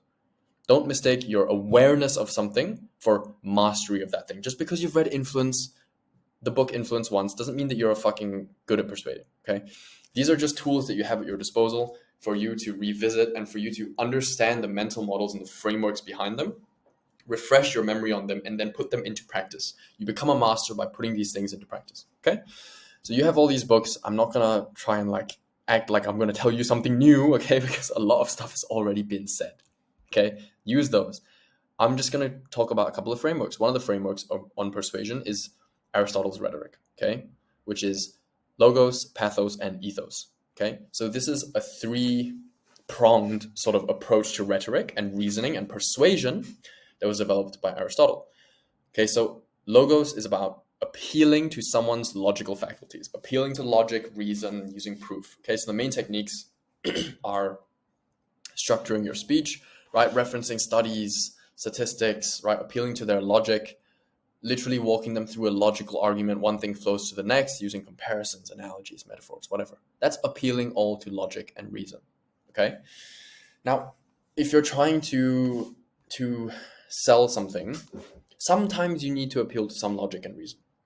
Most of the time, you're doing that post them making the decision. They made a decision to work with you emotionally, and then they rationalize and they justify it logically. So that's when you're going to help to reason and appeal to logic, okay? Then there's pathos, which is appealing to emotions and values. Storytelling, okay, is part of this. So storytelling appeals to emotions all the time. Selling or being good at sales is about appealing to emotion. It's about pressing on people's desires and their pains. That's all pathos. That's all appealing to emotion. Okay, so main techniques, you can see stories is right there, number one, right? Stories, inspirational quotes, vivid language, talking about people's emotions, their experiences, getting them to talk about their problems, their pains, right? Oh, okay, you're trying to build the business because you're trying to sell it off to you're trying to pass it on to your kids after so that your kids can take care of themselves. Wow, that's so interesting. How old are your kids? How long was your time frame that you need? Oh, wow, you have to pass off your business in 5 years. Wow, you really need to grow in those 5 years, huh? Yeah, I understand all that. That must be very difficult. You're bringing up all the emotions, the deep stuff. Okay, that's all pathos. Very important in business. Super important if you ever want to influence people to do things. You need to keep appealing to their emotions and their values. Okay. Last one is ethos, right? So ethos is about credibility and trust. So that's your personal brand. How confident are you? How much do I trust you when you talk about something? Are you confident and convicted in what you're saying, right? Do you have credible sources? Are you credible yourself? Just give me 1 second. I'm going to drink some water. Right, this is where things like social proof come in. If you've read Influence by Robert Cialdini, like influence, or rather social proof, is an appeal to ethos. You're appealing to credibility and trust. Look at all the people who have bought from me before. Look at all my clients. These are the testimonials. These are the results my clients got. Right? I can get you a similar thing. You're in a similar situation. That's an appeal to credibility and trust. Okay. So understand that most methods of you persuading someone are going to fall into one or multiple of these three buckets, right? In Aristotle's rhetoric. Okay, so this is just a mental model for you to think this through. In every moment, you want to be appealing to one of these three things. Okay, and especially in business, you really want to be appealing here, especially if you're doing B2C, you're doing low-level B2B, it's going to be a lot of pathos, okay? So when speaking persuasively, you should at all times be using one of the greatest devices in your possession. This should be an S here. Okay, you should at all times be using one of the greatest devices in your possession that you have full control over, which is your confidence and your conviction. Okay. With all the people that I mentor in business, right? A lot of my mentees, when I review their sales calls, right? So what I do in my mentorship is when you have calls with your prospects, you record them and then you'll send them to me afterwards and I give you feedback, right? So I record looms giving feedback on, so this is the part that you messed up here and you messed up there in the sales call, and you can improve this, and over here you should have said this, da da da da. And one of the biggest problems that people have is speaking with confidence and conviction on their sales calls. Huge problem. You're umming and eyeing through the whole thing, and you're cutting yourself off and you're hesitating, and all of that is a lack of confidence and conviction. And this is something that you have control over. And it is the greatest device of persuasion that you have, is speaking with utter confidence and conviction. So what is confidence? Confidence comes from you, right? It comes from the stuff that you've built up, your speaking ability, right? We talked about impenetrable confidence earlier, right? And this entire course has been about building up your speaking ability so that you can be confident and have that be real. You have real experience with real speaking. You're not afraid of talking to strangers. You're confident. That comes from you. Okay, and conviction, so confidence rather, is contagious. So most won't have the confidence themselves. They will need yours, right? If you're talking in business, you're doing a deal with someone, they're like, I don't know. If you look someone in the fucking eyes and you say like, dude, like, I'm fucking excited about this. Like, this is going to go amazing. I already know what we're going to do. We're going to do that over here, and then we're going to make so much money. Like, dude, let's go. Like, we just need to pull the trigger on this. That's confidence. right? If they don't have confidence, they need yours. It's contagious, okay? Now, conviction comes from the strength of your belief in what you're saying. So if I really, really think that I can help you and I would be doing you a disservice not helping you, then of course I'm going to sit here and say like, look, I really believe that I'm going to get you some incredible results. And that's not even a doubt in my mind. And honestly, I would have trouble sleeping tonight if I didn't, make you my client, because I really know that I'm going to change your life, and it would genuinely make it harder for me to sleep at night, right? If I didn't solve this, right? That is a place of such conviction. What is someone going to think in that scenario? They're going to think that you're trying to fucking scam them? No. You really believe in what you're saying. You really believe that you can change someone's life and that you can make a difference. And that comes through in your speaking, okay? A great way to think about this, a good frame to use, is how would you speak to someone about giving them a winning lottery ticket? If working with you is equivalent to getting a winning lottery ticket, then how would you speak to someone if you're going to give them that ticket, right? You're on a call with them. You're trying to convince them, look, just meet up with me. I have to give you this thing. It's like, it's literally going to make your life so much better. You're going to make so much money. Like, I need to give you this lottery ticket. Just let me give it to you, damn it. Like, and they're like, oh, well, I don't know. And it sounds like a scam. Like, you're like, no, listen, this is the ticket that you're going to win with this. Like, just let me hand it to you. I promise. Like, of course you're going to speak to them like that, right? You're going to tell them, no, you don't understand. Like, look, I know that maybe you've had scams like this before, but look, I'm literally holding the ticket and it's got your name on it. And I know that you're going to it's going to get you this money. You're going to win the lottery. Just think about that as a frame. How would you speak to someone if you knew that you were handing them a winning lottery ticket and they just didn't know it yet? That is the level of conviction that you need to be speaking to other people with in business, okay? You are handing them a winning lottery ticket. They just don't know it yet. That's fine, but you need to speak with that kind of conviction. It's like, no, sir, you don't understand. This is going to completely change your life. And if I didn't help you with this, I wouldn't be able to sleep at night, because I know that I can help you, and I know that this is completely going to turn your business around, and I just need to prove it, okay? Super, super good frame to be in, okay? Now, another small thing. So again, we're going through a couple of quick fire things in business, right? A couple of mental models. So one of the cognitive biases that humans have is the liking, loving tendency, okay? So this is the tendency to judge in favor of people and symbols that we like, okay? So that is called the bias from liking or loving. So we're more likely to ignore faults and comply with wishes of our friends or lovers rather than random strangers, obviously, okay?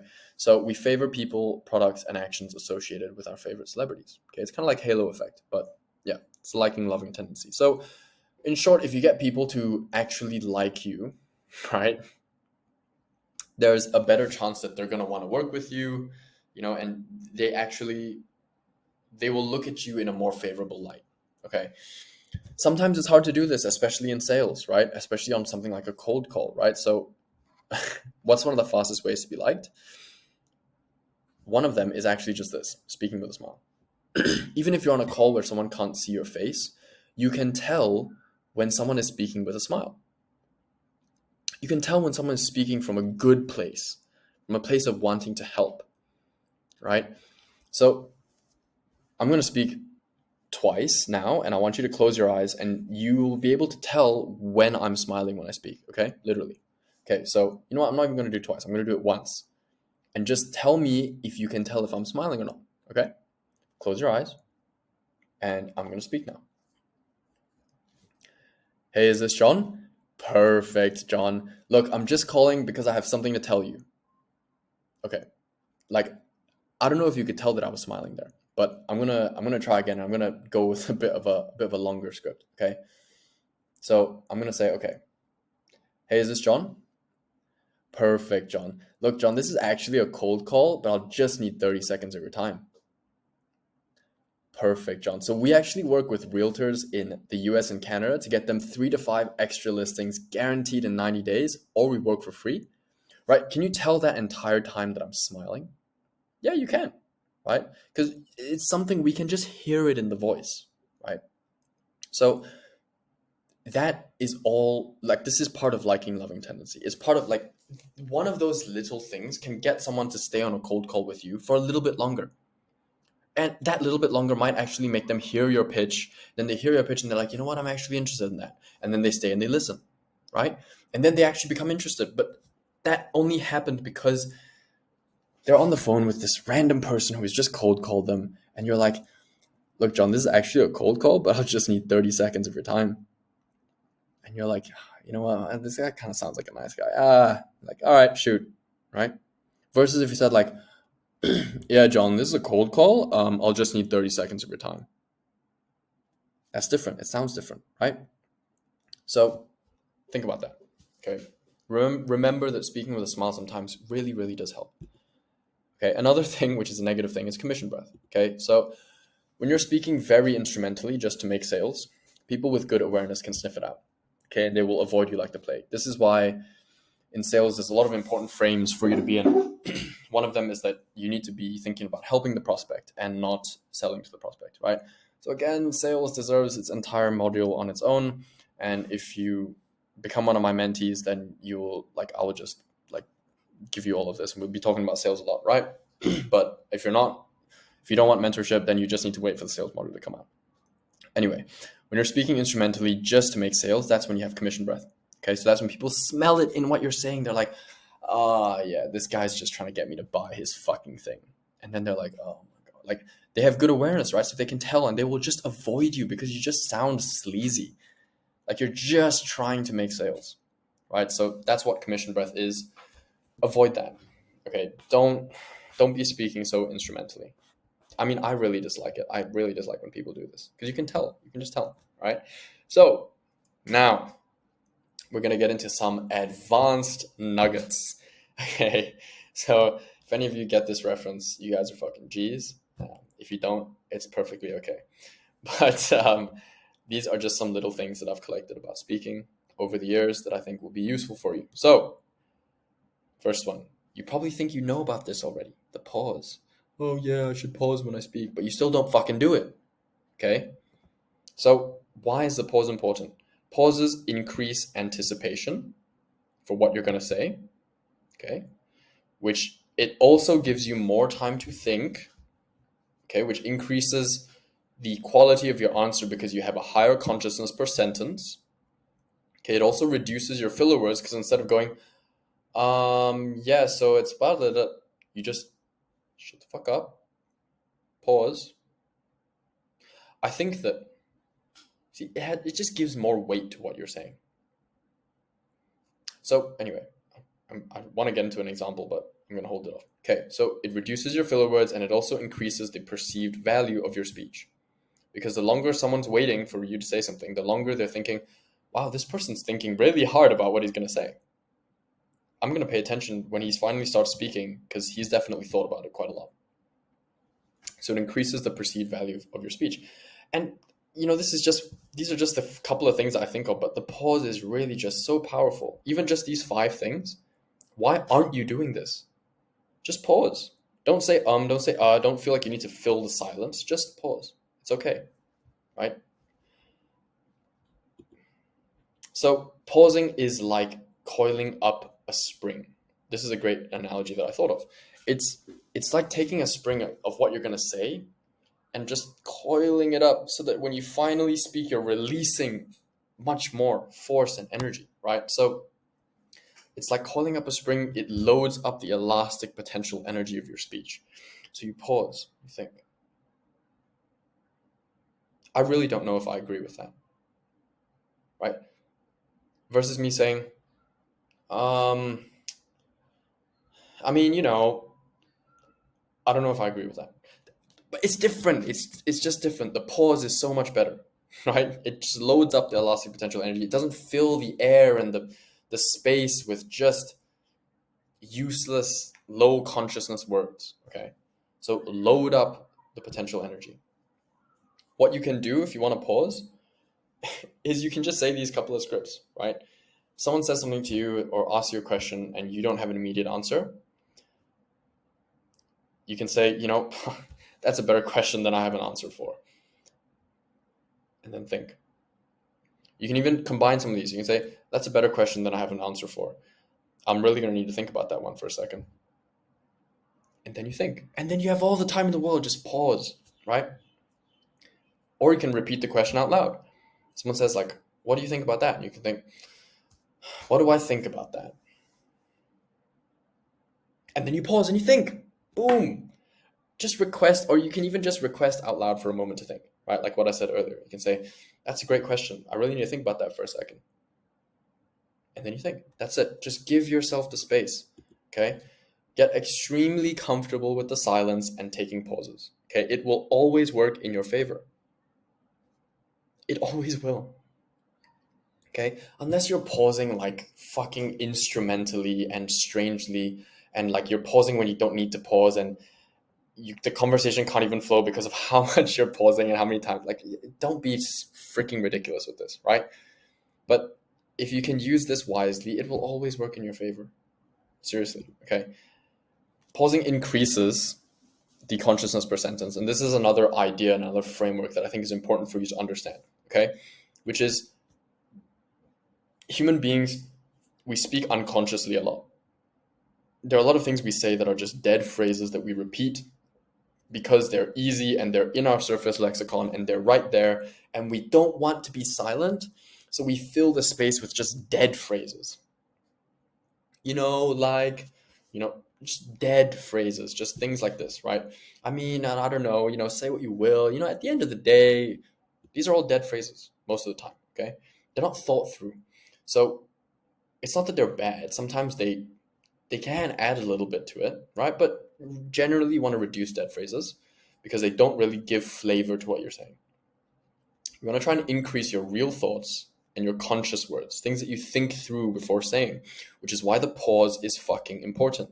Because pauses, it loads up the spring and it makes it so that more of the words that you say are going to be conscious and thought through and not just unconscious words, okay? So here's a split. You can see the ones in gray are unconscious. I don't know, I mean, say what you will, right? But at the end of the day, I think that. And then I have some conscious words maybe that are actually my thoughts. We're involuntarily co-opted into this endless social engineering game, just helping corporations just race to achieving their total control of the human mind. Like, that's interesting conscious thoughts, things that I've thought of. And then, maybe I don't really know what to say after that. And I say like, if I think this is just the tip of the iceberg, if you know what I mean. Like, that's just unconscious. A lot of that is unconscious, okay? So we want to increase more of the stuff that we've thought through and pack that into our sentences.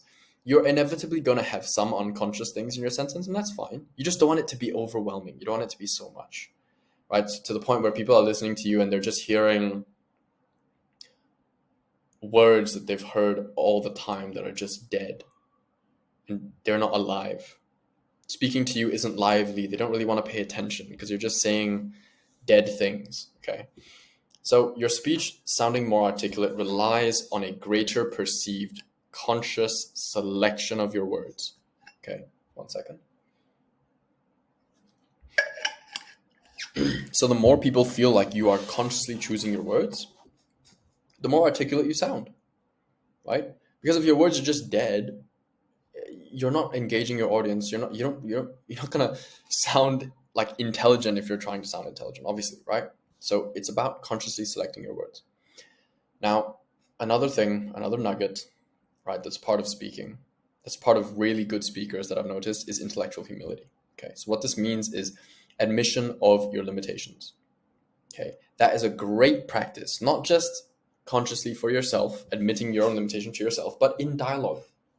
Okay, especially when you're in a very heated conversation, admitting your limitations and having that kind of intellectual humility is one of the fastest ways to propel yourself into a great position in the conversation and for people to really want to listen to what you're saying, okay? Because if you preface something in a highly opinionated conversation with, look, this is just my opinion, you're welcome to disagree, but XYZ, right? Or, look, I could very well be wrong about this, but I think this, right? You can say, look, I'm definitely not the world's leading expert on this, but from my experience, this is what I think. Da, da, da, da, right? And you can say, hey, look, maybe I just don't understand this enough.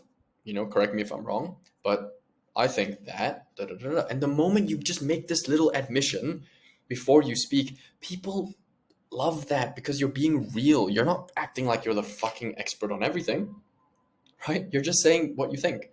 And this is a great way to bring it back to baseline. Bring the conversation back to baseline.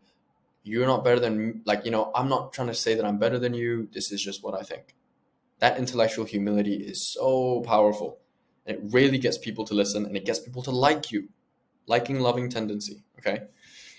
So such admissions, they bring the conversation back to a well-intentioned and honest baseline, okay, which is sometimes really, really necessary, especially in a heated, belief-laden, and opinion-infested conversation. And people are just throwing out their opinions and their beliefs, and I think this, and I think you're wrong, and da, da, da. And you just say, hey, look, I could very well be wrong about this, but from my experience, this is what I think. Boom. It's great. It puts you in a great position in the conversation. Because then you're not claiming some kind of superiority over someone, right? So I think I've made that point enough. So next one is just don't speak performatively. Okay. What does that mean? It means don't be speaking because you're trying to sound smart, right?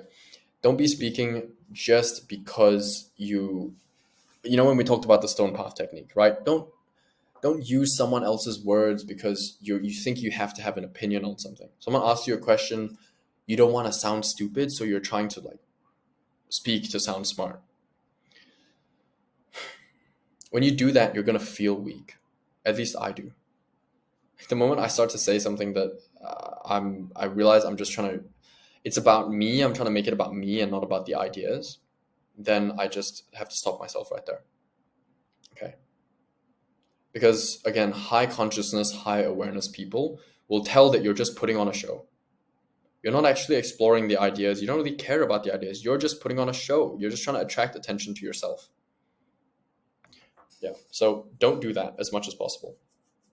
Really don't make it about you. Make it about the ideas. And then people will gravitate towards you. That's the funny thing. If you don't make it about yourself, people notice that and they appreciate that. So yeah, in my experience, speaking performatively just doesn't go well. And when I notice people doing this, I can't stand it. I cannot stand when someone is speaking performatively. It just is so inauthentic and so strange and so posturing, and it makes me not want to talk to this person. It makes me not want to get close to this person. So don't let that be you. Don't try and impress people with your speech. Don't. Okay. That's just a tip. Okay. Next one, we're going to talk about your inputs and your language diet and where you're getting all of your language from. Okay, so remember, this is a principle for business and for speaking and for a lot of things in your life. Garbage in, garbage out. Okay? If all of your inputs are trash, all of your outputs are going to be trash too. Okay? So we're going to look and we're going to analyze your language inputs now. Okay, so I have created a resource which is called the Linguistic Diet Analysis. We're going to take a look at this right now. Okay. Here we go. So I've created this resource for you to analyze and really get clear on what your current diet of language is like. Okay. So this is for you to diagnose the quality of your daily language inputs so as to bring awareness to what you are consuming day to day. Okay, so garbage in, garbage out. Use the table to list out all of the instances of language input that you consume for more than about 15 minutes per day. Okay, so this includes all audio, calls, conversations, audiobooks, radio, YouTube videos, whatever, okay, that are going in to you, and visuals, books, tweets, blogs, whatever, newspapers, if you fucking read newspapers, okay. Use the articulation rubrics in Appendix A to then give a rating of how well spoken and articulate each source is. Okay, so here's where you're going to list all your inputs, right? So, I read this book, or I listen to this YouTuber, or this is how articulate he is. I listen to Chris, he sucks. I'm kidding. But you're going to rate on 1 to 10, okay? And you're going to use the rubric in Appendix A, which is here. I've given a description of the rating. So it goes all the way from 1 all the way up to 10, right? So there's a description of the rating, and then there's just an example, like a sample sentence, right, of the rating. Now, again, so a couple of things to know, right? If you're in a debate between two ratings, just assume the higher one. Okay, and again, the table includes some samples of spoken language, but just use them to weigh the quality of language you see and hear, right? So it's not about the quality of the content of the speech, but it's more about the articulation with which it is delivered. That's the rating. Okay, it's not like how much do I agree with this? No, it's just how articulate, right? So remember that the quality of a language source also fluctuates depending on the circumstances. So try to take an average and don't focus on the content of the language, i.e. the correctness or intelligence or the ideas themselves or whether you agree. Just give your ratings purely on the level of articulation with which these ideas are expressed. Okay, I mean, intelligence actually kind of, sometimes it overlaps into that, right? But I think you get what I'm saying. After filling out your linguistic diet, take note of the low ratings and find ways to replace them with sources of higher linguistic nutrition. So use the master's repository to help with this, which we're going to cover later, right? So just look at this rubric and put in your inputs and determine what the ratings are. The ones that are like 3, 4, 2, 1, all of these low numbers, try and find ways in your life to replace those with higher numbers, right? And you can use the master's repository to help with that. Okay, look at this, use this resource. Please do this analysis of your fucking diet, right? Like, garbage in is garbage out, guys. Like, I've created this resource for you to do this, so please go ahead with that. Okay, and so the next thing, in fact, we can just get into it straight from here, or maybe we can go back to, yeah, all right, let's go back in. So there we go, perfect. So that's the linguistic diet analysis resource, okay? And to help, so here's an action step. Make a post in the community with your speaking milestone 6 completed, okay? There's 6 modules so far, there's 6 milestones. I want to see these posts going in the community. All right, so make that post with your results from your linguistic diet analysis and how you plan to improve it. What do you plan to do? What do you plan to reduce? And what do you plan to increase? Make that post as your milestone 6, which is pretty crazy that we're already at milestone 6. All right, perfect. So now the master's repository.